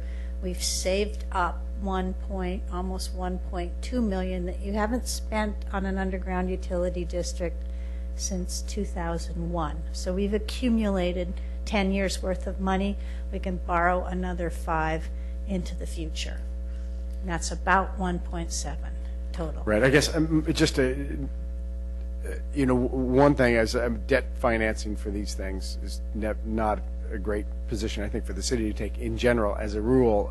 So what mechanism would that come back to council is, I guess, part of the question of that. If we're starting to consider to borrow, does that come back before council? Well, it is money that you would get in 5 years. That just means you can't do any other district in that 5-year term. That you've committed all that's allocated to this community to the Old County Road project. Okay. And it's PG&E's money to spend. That's why we also have to be very careful about how we project the expenses, so that they don't want us to overrun, because then they're committed to pay for it. So okay, we'll be Thank careful. You. Okay, thank you, Ms. Nelson. Is there anything else? Okay, with that, staff has received the recommendation, so we're good to go. Okay, moving on to item 9A, appeal of Planning Commission approval of a conditional use permit and architectural review permitting 6 new antennas co-locating on the 2 existing antenna support structures at 260 Shelford Avenue. This has been recommended to postpone. Do we have a date, Mr. Savay? Yeah, we're looking at the October, I believe it's the 24th meeting, or the November 14th meeting. And we've talked to the applicant, AT&T, about those 2 dates, so they understand. We've asked them, we want to prepare a peer review, and we just got approval from AT&T to do that. And so it's going to take us a little time to complete that and review it and then complete the staff report. So we're hoping to get it on your 24th meeting at the earliest. Okay. Is there any public comment? Are there any questions from council? Mr. Grocott. Yeah, a question on these dates, because I know there were folks who appealed the decision that was made at the Planning Commission. It's their money that's on the line, and so forth. So when you said you've talked to the applicant, the AT&T, about these dates, have you talked to those who put up the money to appeal? Because my understanding, that's a little neighborhood group there. Make sure that these dates are okay with the key people in that neighborhood group. I don't know if that's been done or not. Yes, we provide notification of the changes to the dates and the meetings.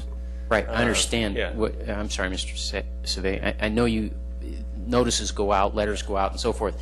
But what I'm saying is there any effort to contact those people other than just, a letter that goes out 2 weeks in advance that this is when it's going to happen, to make sure that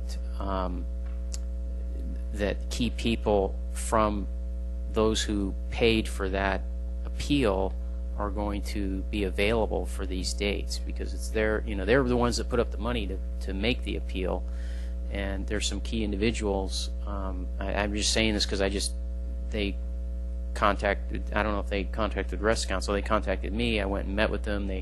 I walked the property. They showed me where these proposals are and so forth, and that was one of their concerns, is that without having an actual date, some of them travel for business. They don't want to be off traveling for business, and then this happens and then they paid for it.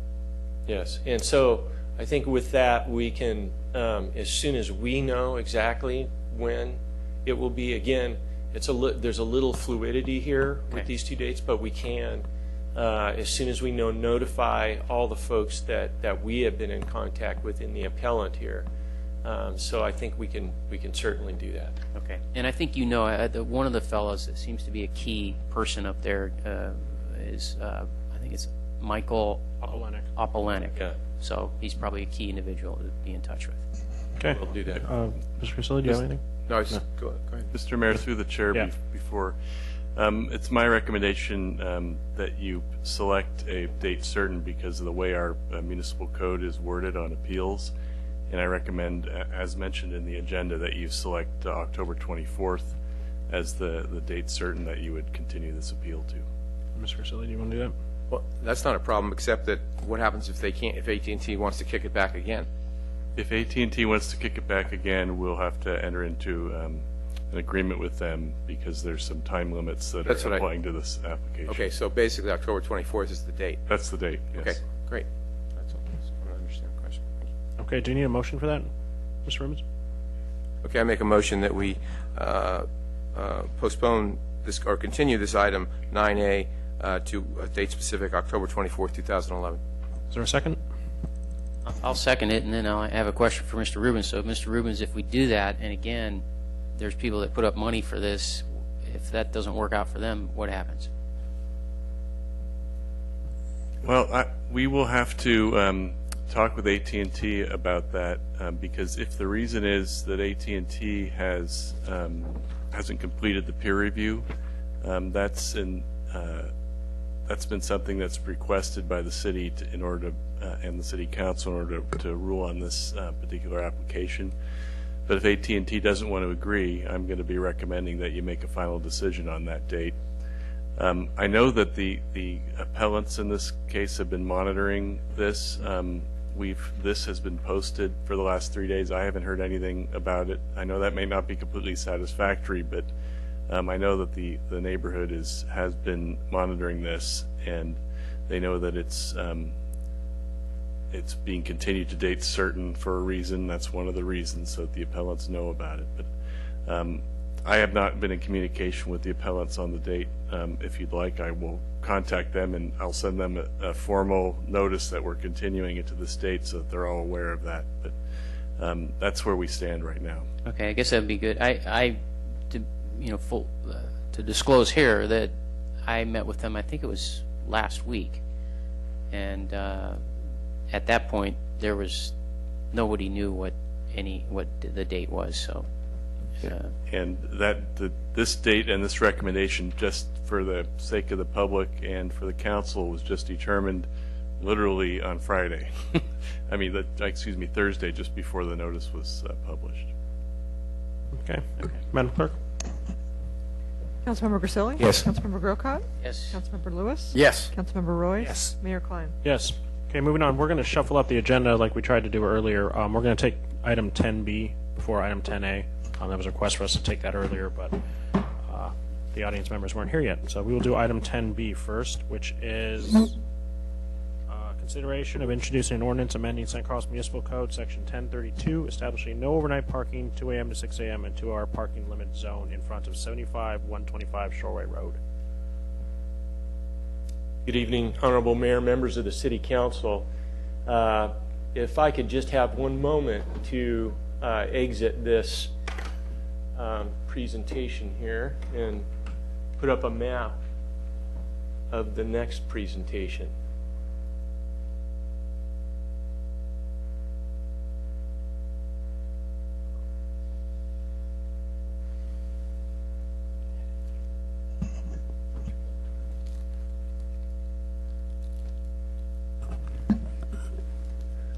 Thank you for your patience. Appreciate it.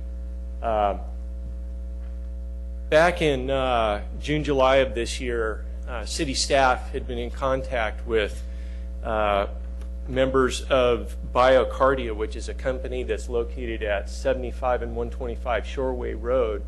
And this map that you see here shows Shoreway Road, the vicinity of Shoreway Road, and the 75 125 property and buildings, and it's the last property before you get to Belmont. So this is now this vacant property here is Belmont. So you access it here, and the complaint that we heard from the business there was regarding the parking of vehicles and trucks and overnight parking that was occurring on Shoreway Road, because the rest of the Shoreway Road has parking restrictions, but this part in front of their business doesn't have any parking restrictions.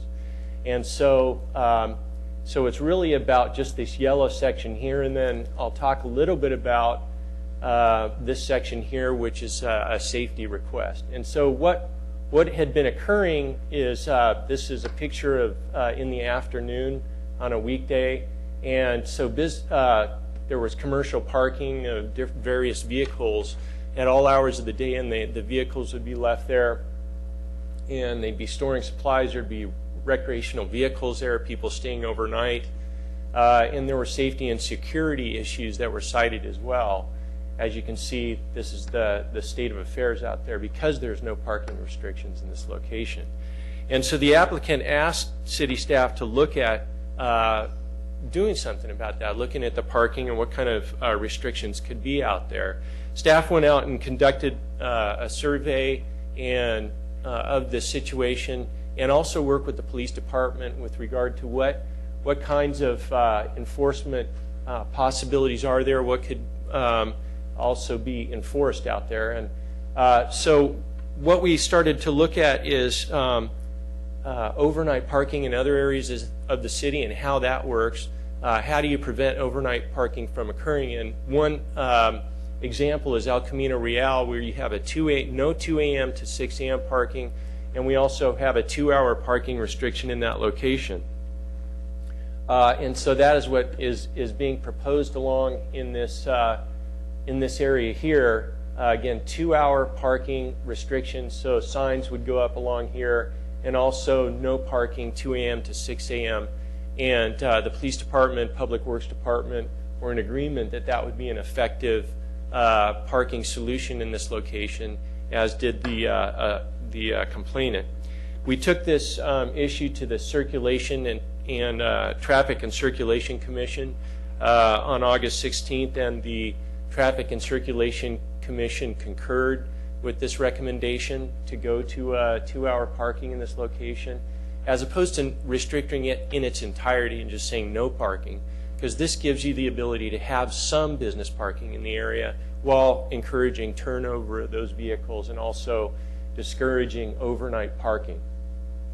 One of the other issues that arose at the Transportation and Circulation Commission meeting was there's a driveway here. We call it the south driveway. There's 2 driveways. You can go in to the parking lot, and then most people exit out in this direction here in the south driveway.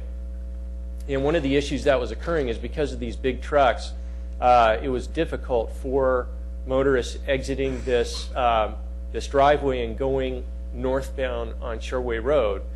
And the applicant, or the complainant rather,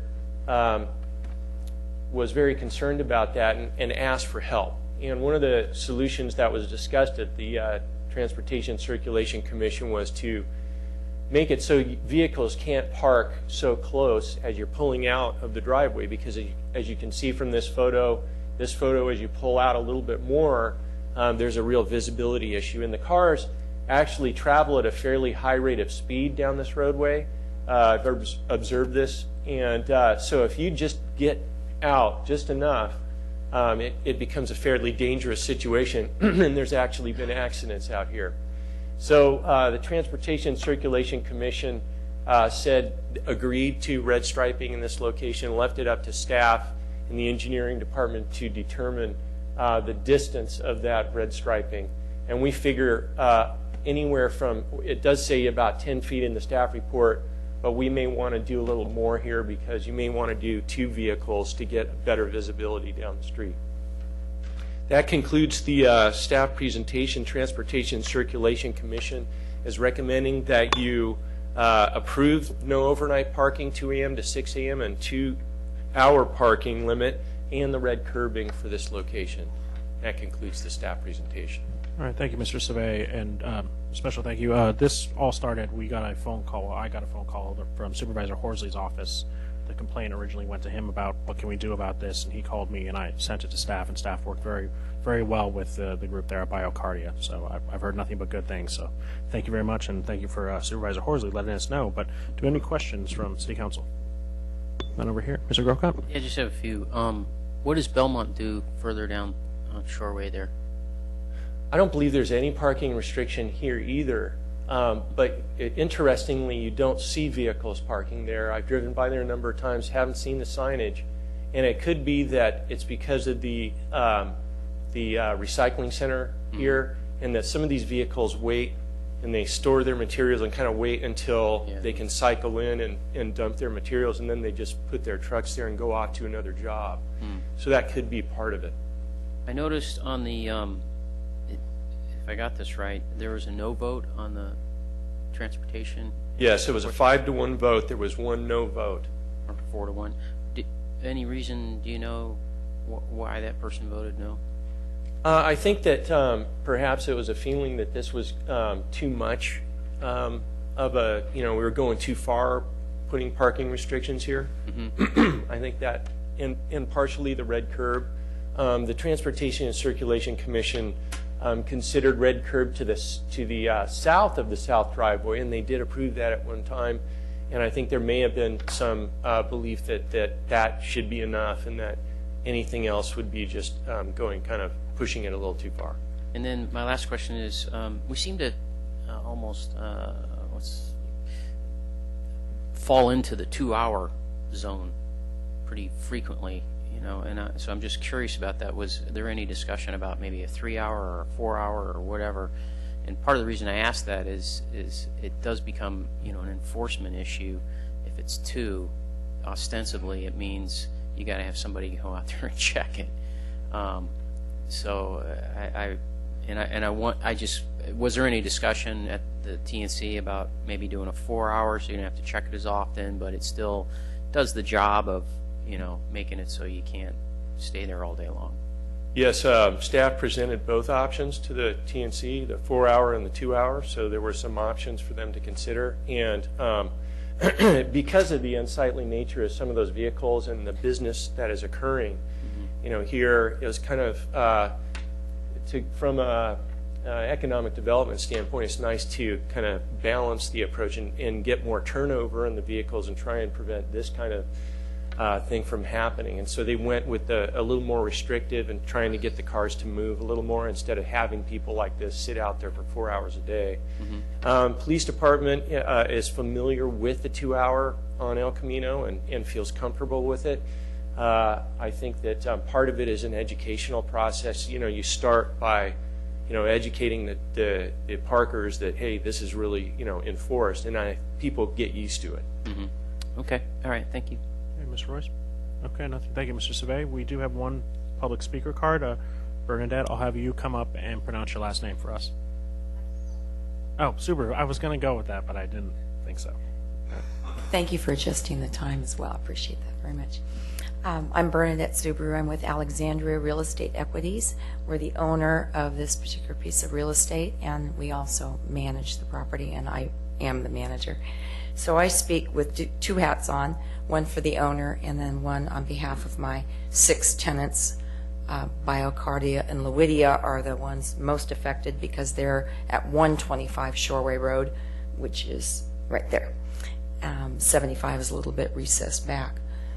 But anyway, picture says 1,000 words here, and safety, so on the tenant side and as well as the owner side, safety is the #1 thing. In fact, I have posted due to poor visibility, you might want to go take the north driveway if you're going to turn right to go north. We had a near fatality, and we've had 1 totaled car, and then other hits and that kind of thing, and then certainly lots of scares. And so #1 is that visibility issue. And also you see, Mr. Savet, by the way, has really outlined all the bullet points and covered it all, but one other thing is that these are utility vehicles, and so they're high profile, again, giving even, prohibiting our visibility. That's the thing. In addition to that, we on every Friday night, I have in part of my parking lot sweeping contract, I have a chain across the bollards of both entrances there, because in addition, being by the dump, folks tend to use our dumpsters, and you'll find a couch and a dishwasher every Monday morning kind of thing. So we have to do that, and that's fine, but giving you the idea of what's around there. And yet we have these life science companies that are fantastic, and we're very proud to be in San Carlos, and they're happy to be there, and we're happy to have them as tenants, paying exceptionally high rent because it's lab office space. And then this is what we have in front of us. And also to the talk about the linear feet of the red curb, because we have nice signage for our tenants and yet their visitors can't see as well. But that's secondary to the safety of the egress and ingress of the drive lane, particularly the south one. So I think that's probably, about it. As far as from the owners and landlord, it doesn't look very nice. I'm trying to keep the landscaping nice, but you can't see it. So things like that. Okay. Thank you. Thank you very much. If there's any discussion, if not, I'll entertain a motion. Well, I would move approval of the item as recommended by staff and the staff report. Yes, sir. Just introduction. Councilmember Grocott, this comes before you as an introduction to an ordinance because the way we handle parking restrictions is by ordinance in San Carlos. So I would move that we introduce the ordinance. Okay, is there a second? Second. Go ahead. Madam Clerk? Councilmember Grisilli? Yes. Councilmember Grocott? Yes. Councilmember Lewis? Yes. Councilmember Roy? Yes. Mayor Klein? Yes. Okay, moving back to item 10A. Consideration of adopting a resolution of the City Council authorizing the city manager to sign a contract with Adrian Littman Architectural Art and Design for the purchase of public art. Mr. Long.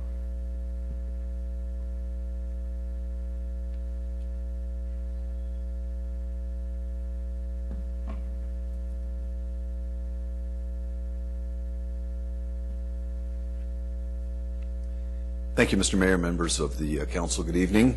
My name is Doug Long. I'm the Parks and Recreation Director.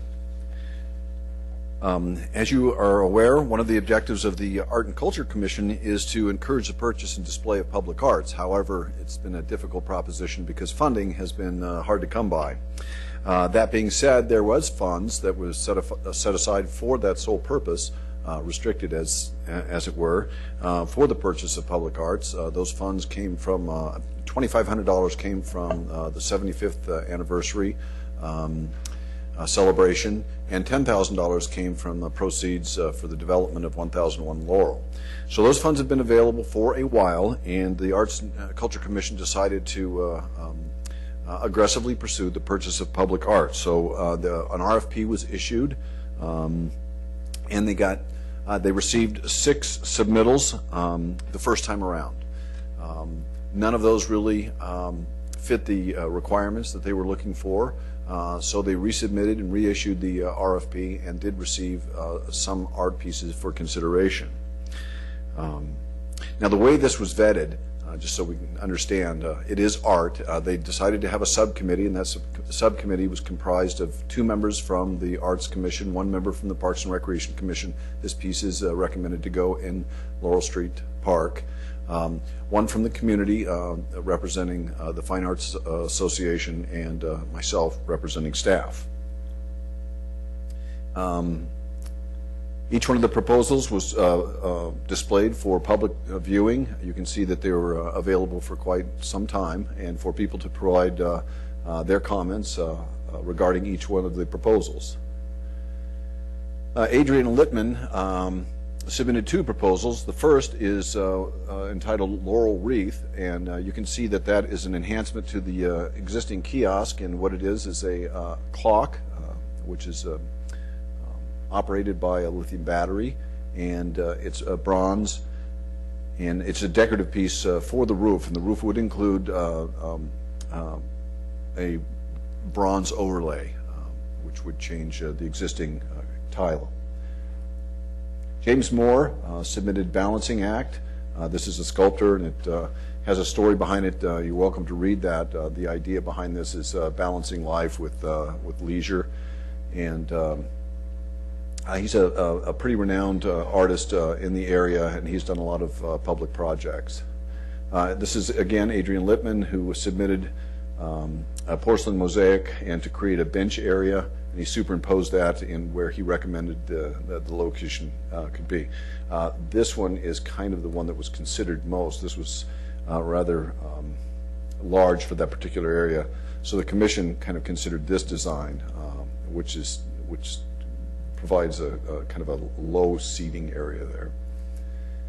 Damian Jones provided Jasper Priestess and Joyful Prayer, and this is a rather large piece of art. When it was considered, they did consider scale and how it would fit for that particular area. Madison Fitzgerald, this is wrought iron. It's kind of hard to envision this. This is actually pieces of glass that are encaged, and you can see the mesh. They've superimposed it there. It's a little difficult to tell from this particular drawing. The background is actually what it would look like. So it's caged glass. David Nilsson, he actually submitted this the first time around. The bald eagle was not considered, but they thought that perhaps the little boy with the airplane may be a consideration for the second time. So this is the locations that were being considered. Again, this is Laurel Street Park, and this is facing from Laurel Street. Here is the kiosk. You can see where the proposed laurel wreath would go. This is an older picture. Right now there's a lot of vegetation there, and the branches actually overhang the roof, so there need to be some kind of trimming done there to accommodate that. And then over here was a proposal for the other art pieces in this area next to Santorini's, which is right here.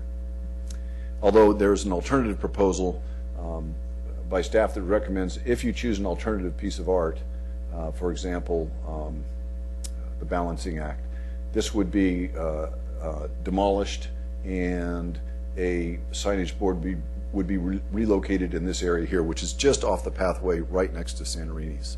It's highly visible and highly noticeable, so it would work out well for a decorative bulletin board to continue with people who are interested in putting up notices for public viewing at this particular location. When they vetted this, they did make a recommendation. The recommendation of the subcommittee to the Arts and Culture Commission was the laurel wreath, followed very closely by the Balancing Act statue. And then the Arts and Culture Commission considered that in full, and they recommended to the Parks and Recreation Commission, again, because it is going into park, they recommended laurel wreath, and again, they emphasized that their second choice in the closed section, second, would be Balancing Act. And so they're making a recommendation to council, and again, we're presenting two to council for consideration because both were very close in their determination and what could be put there. So with that information, I'd be happy to answer any questions you may have about the purchase of the public art piece. Are there any questions? Mr. Lewis? The material on the Balancing Act, the figure, what's the material? It's steel. Great, thanks. Mr. Grisilli? How tall is that? The Balancing Act? Yes. His head is 5 feet, and the yellow ball would probably be just under like 6'8", somewhere around there. So relative to the size of the kiosk, I mean, it would be right around that height at the top. Its appearance would be considerably different, but obviously, at the peak, yeah. But I mean, I'm just trying to visualize in my own mind how tall it would be. So yeah, about the size of the kiosk. Yeah, exactly. It would fit rather well at that particular location. Mr. Royce, do you have any questions? Yeah, can you articulate again the demolition of the Site 1 of the kiosk going away? Can't we just continue to use the value there and add another piece of artwork like the Balancing Act?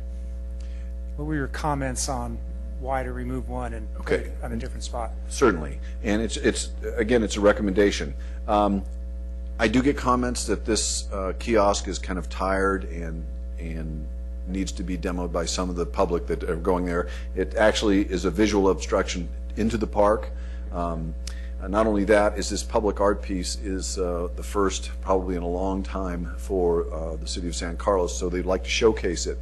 The location, the alternative location would be where we would propose the alternative bulletin board to be, or notice board to be, and that would be just inside the pathway next to Santorini's here, which would still be visible, and it would fit. Initially it was designed for that location. But the thought was that if it was put over in that location, you wouldn't have quite the 360-degree viewing of that particular piece. You would, but you'd have to go off the path to walk around it. This location would just be more optimal for that purpose. Mr. Krogan. I noticed it didn't get a lot of votes, but when you were going through all the different pieces, the one that appealed to my taste the most is the bronze, that right there, and two reasons. One, it's very classy artwork, sculpture. Those pieces, I've seen those at various places. There's actually a gallery in Half Moon Bay that has those, and you go up to them and you feel like they're alive. I was also in Pleasanton recently. Well, I told the council I went out for a 9/11 memorial, and I happened to go to the library there in Pleasanton, and they have a figure of a little girl reading a book on a bench, and you would swear, if, you know, I mean, you know it's bronze, but you would swear that she's just going to get up from there with her book and walk away. It's a very nice piece, and the other reason that this is intriguing to me is because of the airplane, and we have it seems to be a tie-in to one of our other features in town, which is the museum, the Hiller Aviation Museum. But where I'm going with this, my question for you is, if we did select that piece, not that we would, because I guess it didn't get near the interest, where would it go? It would also go in the area that the original proposal for balancing act was, and it would be in this area here. It would fit rather nicely. And now it's leaning up against, in the picture there, it looks like he's leaning against a right, wall. no, that's for display. This is where it would go right there, and it's fairly prominent. You wouldn't miss it if you're walking past the park. People would be able to appreciate that art piece, so it would fit rather nicely there. And that was one of the conditions of the RFP, that they build a piece that would fit in that particular site. How, given all I've said, how close were these? Like that bronze statue, how close was that to? Well, Mr. Long, I attended the meeting. You weren't there, were you? I think it was not at the last one. Yeah, Amy Griffin was the one of the staff members. I attended the meeting. They didn't talk about any of the other art pieces but these two, but the balancing act and the laurel wreath. None of the other art pieces they felt fit with the park, or were something that they thought would make a big enough splash to do about public art. So they only talked about these two. So I can't give you their thoughts on anything else because they didn't talk about the others at all. Well, initially to answer your question, initially at the subcommittee level, this was one of the more popular pieces, but relative to the other two, it finished a distant third. And their consideration is it looked a little bit too commonplace for them. It's something that they see often enough at other locations, whether in public art or private art. So I think that's why it was dismissed compared to the other two pieces. Right. One more question. Mr. Griselli? I'm sorry. What about the upkeep of either of these? Very little upkeep to either of these, and that was one of the also stipulations, that we couldn't have something with high maintenance. This one, the balancing act has two things. One is this artist designs them understanding that kids are kids and they will probably climb on it, so he has what he calls the 200-pound drunk test, where he gets on there and just jumps and jumps and tries to do what he can, and so they're built very sturdily. It requires every once in a while just a thin coat of a waxing type of thing, but it would be once every couple of years. Both of them are relatively low maintenance. Okay, I was just curious. Yes. Okay, thank you. We're going to open this up to public comment. Okay, there's no public comments on this item, so we'll open up with discussion. And maybe the way we can do discussion is when you talk about the pieces, talk about which you would prefer, so we can see if we can get some consensus that way, since we haven't really done public art up here in a pretty long time. So, Mr. Lewis, as a resident artist, would you like to start? If you're the money guy, he's the artist. I mean, there's a variety of considerations we're talking about public art, and everybody has a different point of view on it. So it's probably hard to get consensus. The first thing is I would hope that this is just the first discussion of several different pieces of public art, and I think both of them have strengths and weaknesses. I do think public art should be a conversation. That's part of the fun of the art, whether you like it or don't like it. A conversation is nice. I also, I think in broad terms about just appeal. And certainly these are kind of tonally different. I think that's probably why they've generated a lot of discussion. The laurel wreath, I think, is a beautiful design. But frankly, though I feel a little bit like it gets lost, in the kiosk, and B, it's more functional, then it feels like public art to me, even though I know it's artistic and it is classic. And I mean, I really love the design around it. I almost wonder whether or not you'd want to actually continue to take down the kiosk and do something that supported that laurel wreath clock idea in a more artistic fashion and push it. And that might push it out of the budget range. Because I could definitely see on Laurel Street at some point a wreath clock like that, as it could be a beautiful image. I really, when I think of that park, I think about when the band's playing back there. I do think the kiosk right now is a blocker to that park. It's already very small. And I just, you see kids out there dancing when the music is happening. And so, I know it's been through a couple of committees and so forth. My sense of it is that the balancing act is more of a conversation piece, and it's a little more playful. I think it has a little broader appeal, and I think that art should be not so functional that it doesn't actually feel like public art and should generate a conversation. So for my 2 cents, I'd lean more towards that. Mr. Grisilli? Well, because I'm the finance man, it's also $150 less. No. Thank you, Mr. Grisilli. Any other comment? No, just kidding. Obviously, a facetious comment. Relative to the dollars, it's not relevant at all. Mr. Lewis is so astute in his comments, and I mean that seriously about how things look and whatever. And art, I mean, I agree with you. I love that I've seen bronze sculptures like that, and they're classic. I mean, it's a classic piece. I've actually seen, I think, the wreath almost in some sense with I mean, that's more of a classic look. The other piece is very unique. I mean, there's going to be, as Mr. Lewis said, a huge amount of conversation about this. We're not spending $100 million. We're spending, to let the public know, it's $2,500 from a fund that was laid over from our 75th anniversary, and we have a $10,000 donation from the Madison companies. So it's not like it's impacting our budget, our general fund budget on any of this. I agree that the wreath, or the kiosk is a little bit worn, and it certainly does block the, when I've stood in the street for the Art and Wine or whatever, and you look to see the music, you can't really see through there because the kiosk is there if you're standing in front of it. So I don't know. If I only have 2 choices, I would probably lean toward the little bit more, something a little bit more exciting, something a little bit more, I don't know, unusual that would certainly make a statement, I think, for, as Mr. Lewis also said, by piggybacking on him, the beginning of a public art situation that we might be able to even add on in other parts of our city. Thank you, Mr. Grisilli. Mr. Royce? Yeah, so when it comes to art, and we had arts and culture, and we had Park and Rec and other representatives, when you get down to making a decision, you got to realize if half the people like it, you're doing great. I mean, everybody's got their own opinion. I do focus on, the kiosks. I'm actually a little bit more favorable towards what we already have there. I think the entrance, because it's on the very front, there's a lot of people that walk by. The foot traffic is incredible. There are messages we put out there.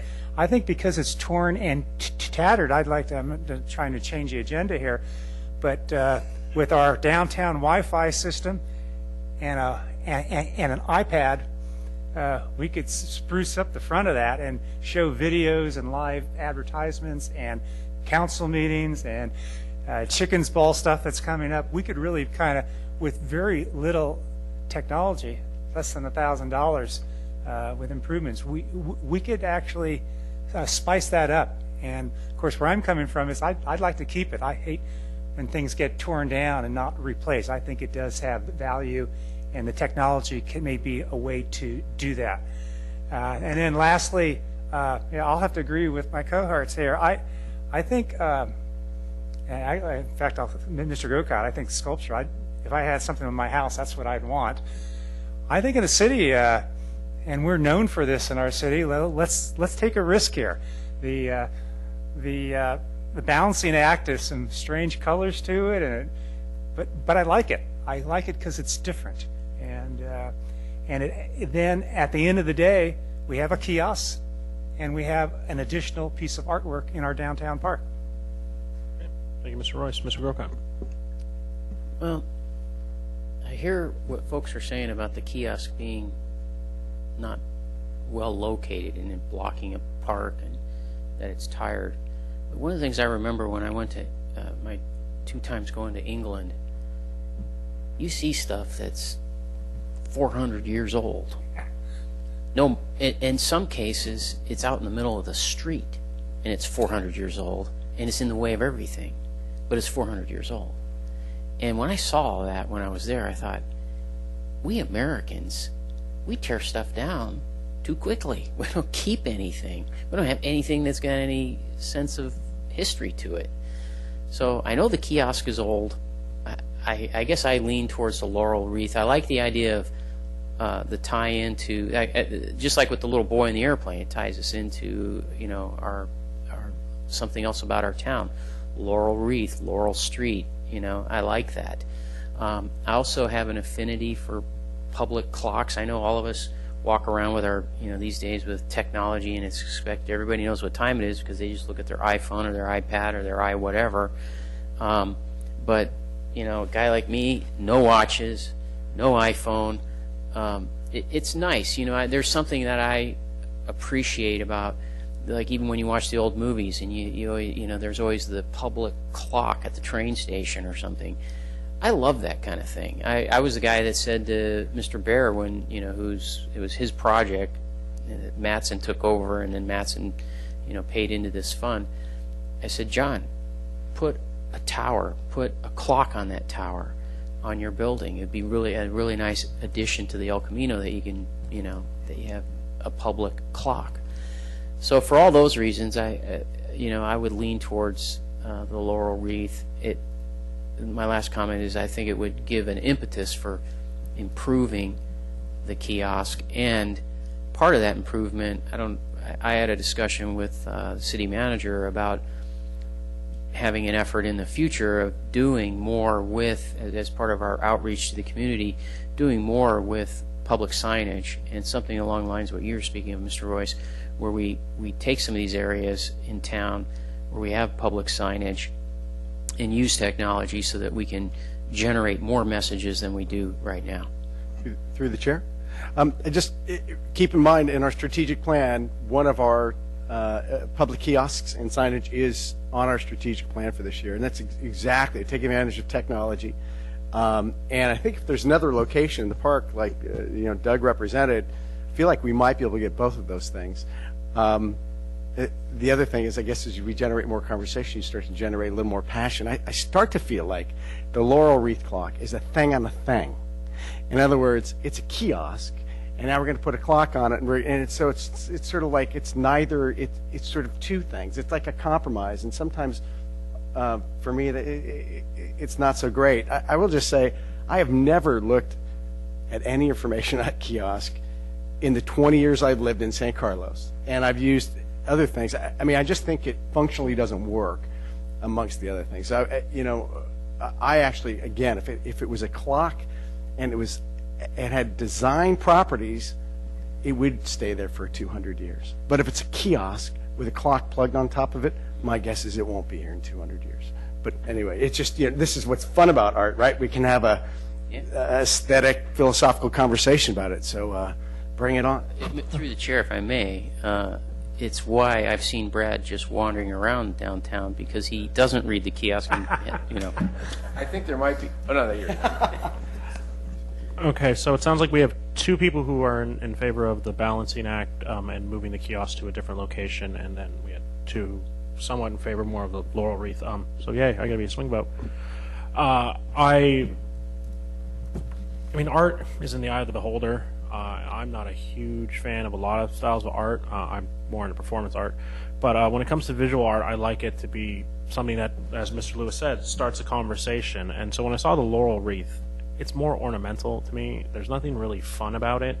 So, I mean, there's a place for that. I just don't think a park downtown that's frequented by kids and concerts is the place for ornamental art. I think that's the place where you want something fun. You want something that kids are going to enjoy. I don't know any kids under the age of 10 who are going to be really excited for a clock on top of a kiosk that looks a little run down. I think the balancing act does symbolize San Carlos. There's been a lot of talk about the laurel wreath symbolizing San Carlos and the bronze boy with the plane symbolizing San Carlos. When we had that branding discussion, their whole thing that they pitched to us was balance. Being able to work hard, but also being able to play. There was a photo of a guy on a bike, like carrying books or something. And that's exactly what this says to me. It's, San Carlos is a community full of people who work incredibly hard, but also have time to play. So if I have to choose between the two, it's not a hard choice for me. I would definitely want to keep some variant of a kiosk in that park, but to move it so the park is a bit more open, and to put the balancing act there so it is a conversation starter. It is fun. I think the kids are really going to enjoy it, but it also is a splash. This is our first piece of public art. I think we need to put something there that's people are going to talk about, that people are going to be like, wow, they have public art downtown now. Not a clock that goes in that I think the majority of people won't even notice, or when they do see it, they'll think, well, how did I miss that? I guess that's been there forever. So through the chair, the other thing that might be interesting, if the Wheeler Plaza, as we start to plan for that in the future, that being sort of the beginning of Laurel Street, if you will, and sort of a gateway into Laurel Street, might be interesting to keep the Laurel clock idea alive for something like that down the road, and it might be a really nice classic on the corner presentation or something like that. Again, keep in mind, I really like the design idea. I just don't know whether it's on top of the kiosk. Okay, so Mr. Grisilli, you're pretty amped up to... No, Mr. Lewis, you want to make the motion, or you want to? Sure. Do you remember how to make those, Mr. Lewis? Yes, thank you. I'd like to make a motion to adopt resolution number. We're about to get interrupted here. So. Just want to point out for the record that on the resolution for the James Moore piece as the alternate, it lists Adrian Littman. Oh, that's right, it does, huh? Under the now therefore it be resolved section, where it should say James Moore. Right. Okay, so noted. Mr. Lewis? I'd like to move for approval of resolution number 2011-88, the resolution of the City Council of the City of San Carlos authorizing the city manager to sign a contract for the purchase of public art titled Balancing Act. Balancing Act by James Moore. That's the second. That's the next one. Okay, so I'm done now, aren't I? You're done. Is there a second? I'll second it. Okay, Madam Clerk. There's two. I don't mean to interrupt you two, but... We're having a good time over here. Thank you, yeah. Councilmember Grisilli? Yes. Councilmember Grocott? I'm going to stick with my, I'm going to vote no. Stick with my opinion on the art. So you're not voting no on public art, you're just voting no on this. Yeah, just, right, exactly. That's perfect. It's intended to generate conversation. Yes. Yeah. Councilmember Lewis? I'm sorry. I'm sorry, you just said yes? Councilmember Royce? Yes. Mayor Klein? Yes. Okay, moving on to item 10C. We have 1, 2, 3. Ask one question? Yes. Excuse me, Mr. Long? Just one quick question. What's the time frame on this? Tomorrow.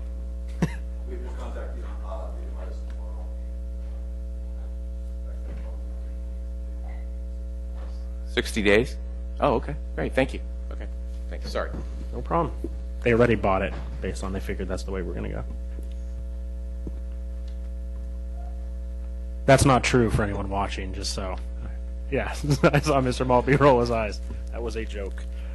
Ms. Mendenhall, 10C. Good evening, Mayor and City Council. Rebecca Mendenhall, Administrative Services Director. So before you tonight are 6 items for your consideration.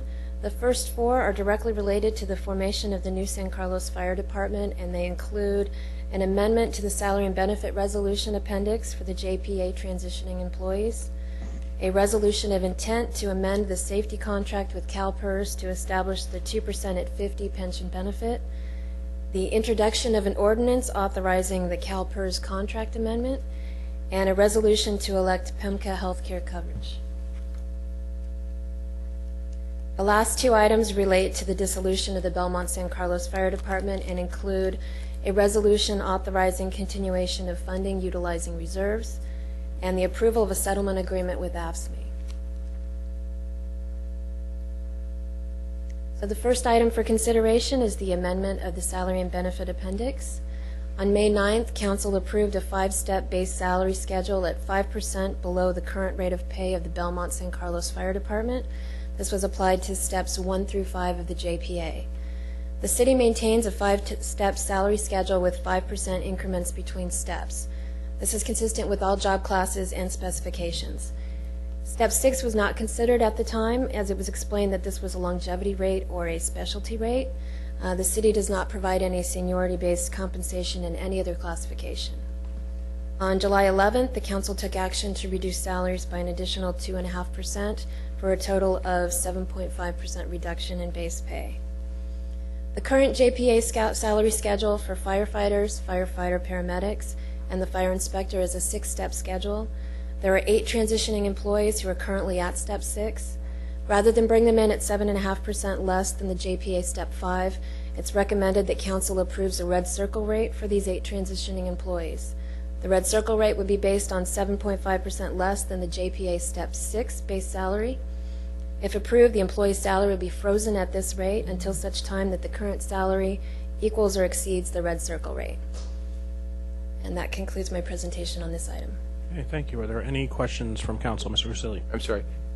Just give me an example of what that sentence is confusing to me. It freezes the thing until such time as the current salary rate equals or exceeds the red circle rate.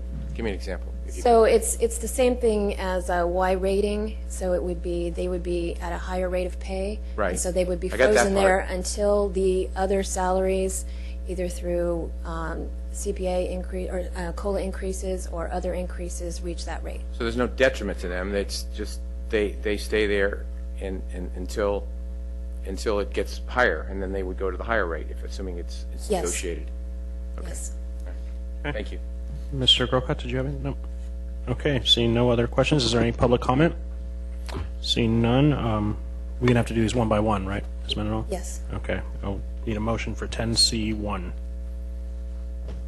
I'll make a motion to approve resolution number 2011-89, resolution of the City Council of the City of San Carlos, adopting resolution amending the San Carlos Fire Department salary and benefits resolution, salary appendix for the Belmont San Carlos Fire Department employees transitioning to the San Carlos Fire Department.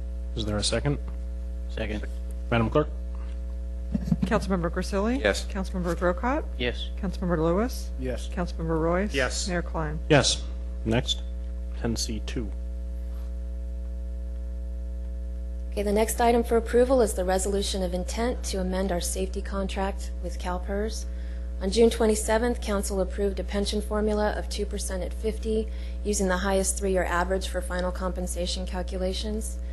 On September 12th, staff received evaluation from the CalPERS Actuarial Office, setting the city's employer rate at 19.169%. Since we have less than 100 active employees, we are required to participate in a risk pool. Therefore, our rate is made up of 14.014% of normal cost and 5.155% associated with the amortization of the gains or losses in the risk pool. As of June 30th, 2009, the risk pool is 61.3% funded, which is down from 88.8% the prior year. Unfortunately, as of today, we do not have any additional or more current information from CalPERS related to the current funding status of the pool. CalPERS, when they do their actuarial evaluations, they run 2 years behind.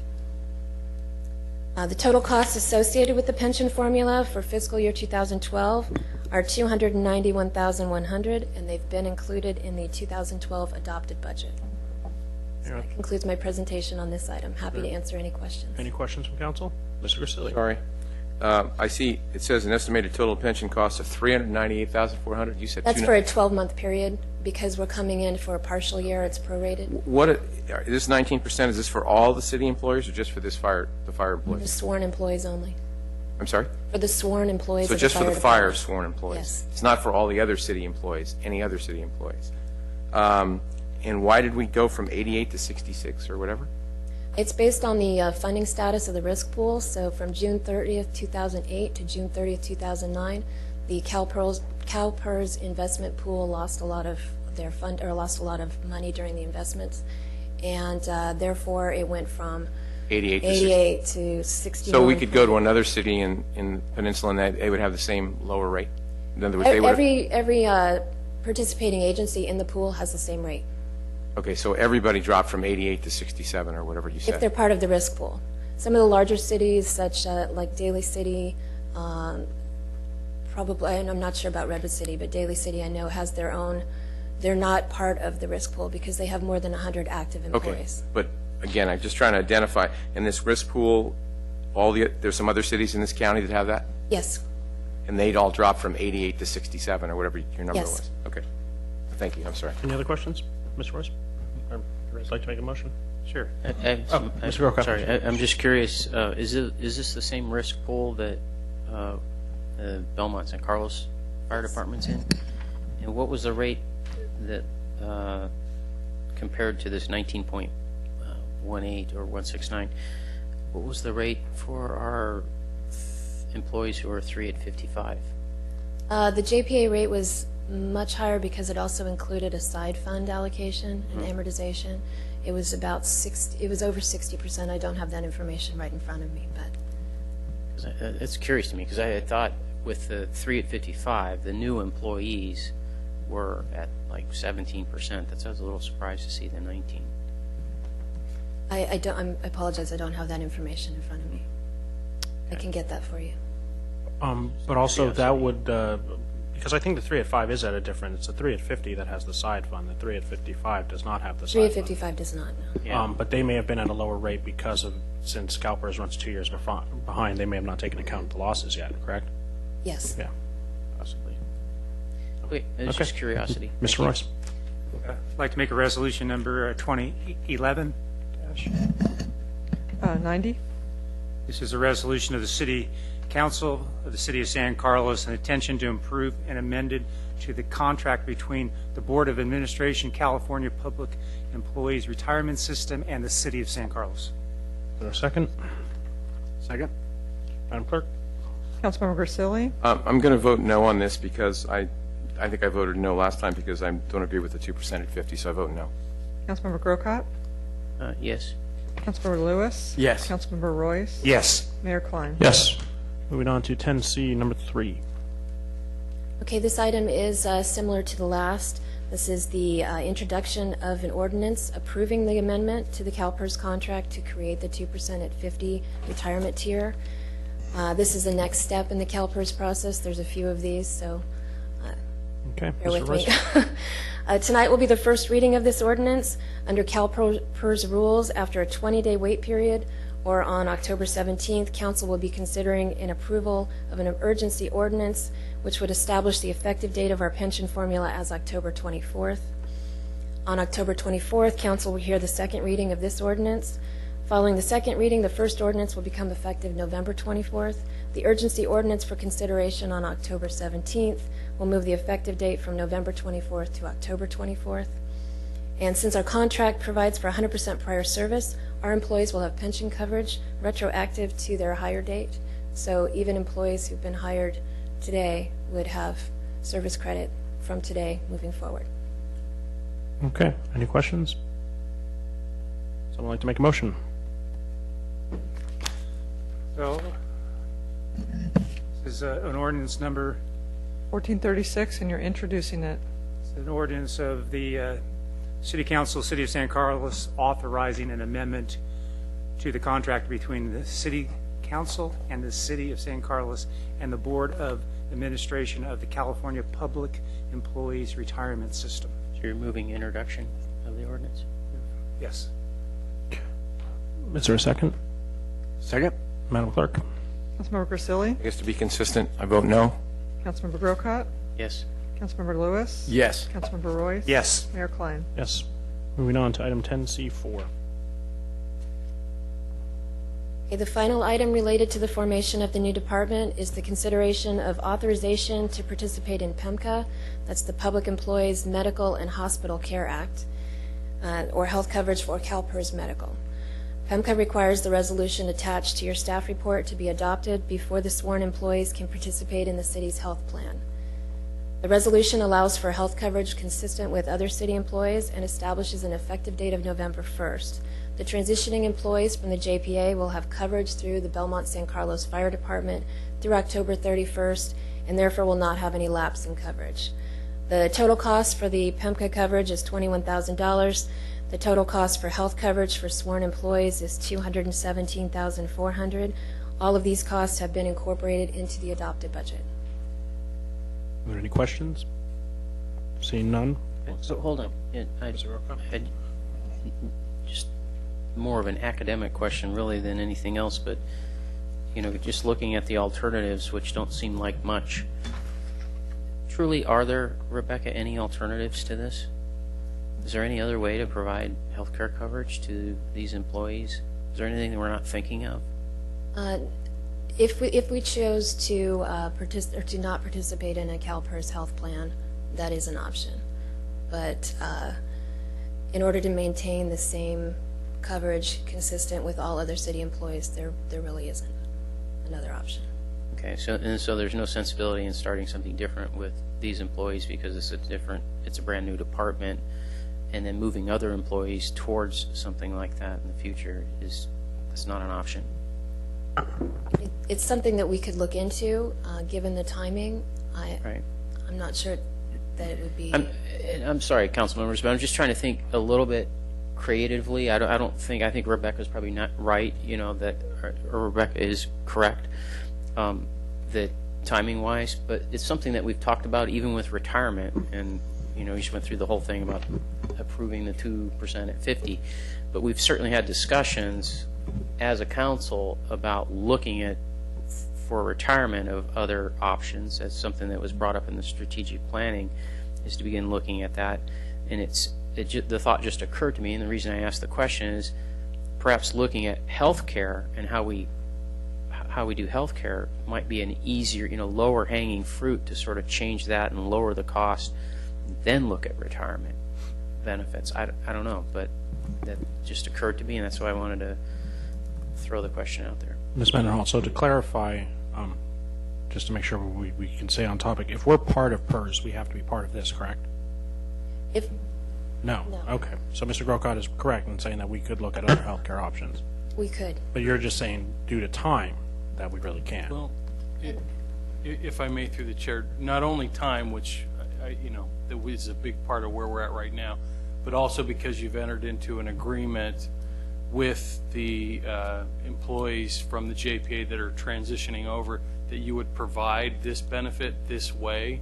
So this action is really just to comply with the agreement you've already made. So in the future, when you're doing a labor agreement or an MOU, if there's a desire on the part of the council to make that kind of change, that would be the time you wanted to do it, and then we would follow up with whatever administrative action was required to implement that change. Well, to be clear, as I said to Ms. Mendenhall when I asked the question, I was being a little bit academic about it, but I do mean to send a message that this council member is interested in looking at different ways to do all these things if it can save us money, and I think probably you'd find consensus up here on that issue. So it's sort of the shot over the bow, if you will, by asking the question, that I think it's something we need to start looking at and get creative about. Okay, thank you, Mr. Grocott. Sorry, one quick question. What were the benefits that the JPA was paying or relative to this? The benefits that we have that have been included in the salary and benefit resolution are consistent with all of our other city employees. Right, I understand that. But before, what was the firefighters? Were they getting the PEMCA minimum, $108, or was it a different number? They were getting the PEMCA minimum. So they were getting the same number. So it and doesn't. Then, in addition, the health care, that they had a different health coverage rate than we do now. So the total cost for health care includes the PEMCA minimum. I'm not looking at the total cost. I'm looking at the benefits to the individual. Did they have this benefit exactly the same? Are we having the same benefit that they had before? Now they're getting, or is the benefit lowered? The PEMCA minimum is the same. So they got, if we still had the joint powers with Belmont, it was 108, 112, and now it's going to be 108, 112. No change. Yes. Thank you. I'm sorry. Appreciate it. Thank you. Okay. I'd like to make a motion for the approval of adoption of resolution number 2011-91, the resolution of the City Council of the City of San Carlos electing to be subject to the Public Employees Medical and Hospital Care Act only with respect to members of a specific employee organization and fixing the employer's contribution at an amount greater than prescribed by section 22892B of the Government Code. Second. Madam Clerk. Councilmember Hold on. I'm sorry. Just a clarification on Mr. Crisili's question before we vote. I do believe one thing that was different is when the city went to a change on folks who don't elect to take the health care and take the pay part of it instead. That didn't change for the fire department, but it did change for all city employees, including us as council members. And I don't think that happened at the fire department level. So if a firefighter had a spouse who had health care and they chose to get their health care through their spouse and take the money of the benefit from the fire department, I think they got the full payout. That never changed for them, and that's the part that will change, because they're coming under employment directly from the city and not the JPA. So I think just to clarify, you've thoroughly confused me. I'm just making sure that it's the same. It was the same thing before, and it's the same thing now. And you're assuring me it is. Let me jump in here, because it's not. Okay, that's why I'm asking the question. In the regard that Councilmember Grocott is talking about, when you're talking about the medical benefits that the employees of the JPA were receiving compared to the medical benefits that they'd be receiving as San Carlos employees, there's a difference. Right. In regard to this specific action, which is dealing with just the PEMCA minimum, there is no difference. So I think you're talking about apples and oranges a little bit. But to answer your question, the medical benefits are a little bit different. Councilmember Grocott pointed out probably the largest difference, which is that alt medical benefit payout that we no longer offer. I understand. I was just asking specifically about this PEMCA minimum. Just wanted to be clear. Okay. Thank you. Madam Clerk? Councilmember Grisilli? Yes. Councilmember Grocott? Yes. Councilmember Lewis? Yes. Councilmember Royce? Yes. Mayor Klein? Yes. Moving to 10C5, consideration of resolution authorizing continuation of funding for the Belmont St. Carlos Fire Department after service termination date. Sorry. Okay, this item relates to the dissolution, and it's the adoption of a resolution to authorize continuation of funding. On September 12th, the JPA Fire Board approved the continuation of funding using fund balances or reserves to cover expenditures incurred subsequent to service termination. Although there's no additional cost to either agency, since this is a budget amendment, it requires the approval of both member agencies. Are there any questions from the council members? Mr. Grocott? I remember so much discussion about spending down the reserves. There will be I believe there will be nothing left. If anything, we may owe a little bit, right, Mr. Maltby? Yeah, if I recall, Thomas Phil, the finance director's last report on this issue, there are currently reserves now, but the plan, rather than to return money to each agency at this point, at the point of dissolution, is to hold on to that money, spend it down as the remaining bills come in. Eventually, when you get to the point, probably a year or so from now, where we're addressing the issue of the retirement liability, the side fund, and how that gets divided up or whatnot, it would exceed any money that the JPA's actually got, and we'd likely, both agencies would be writing a check to close out those final bills. Okay. Any other questions? Okay. Entertain a motion. Make a motion to approve resolution number 2011- 92. Authorization of City Council of the City of San Carlos to continue funding for the Belmont San Carlos Fire Department after the service termination date of September 30th, 2011. Second that. Madam Clerk? Councilmember Grisilli? Yes. Councilmember Grocott? Yes. Councilmember Lewis? Yes. Councilmember Royce? Yes. Mayor Klein? Yes. 10C6. The final item for consideration tonight is the approval of the settlement agreement with AFSCME. Over the past several months, staff's been working closely with the JPA, the City of Belmont on the dissolution of the Belmont San Carlos Fire Department. As part of these discussions, the councils and staff from both agencies have been working with the existing labor unions, FMU or the Fire Management Unit, Local 2400, and AFSCME.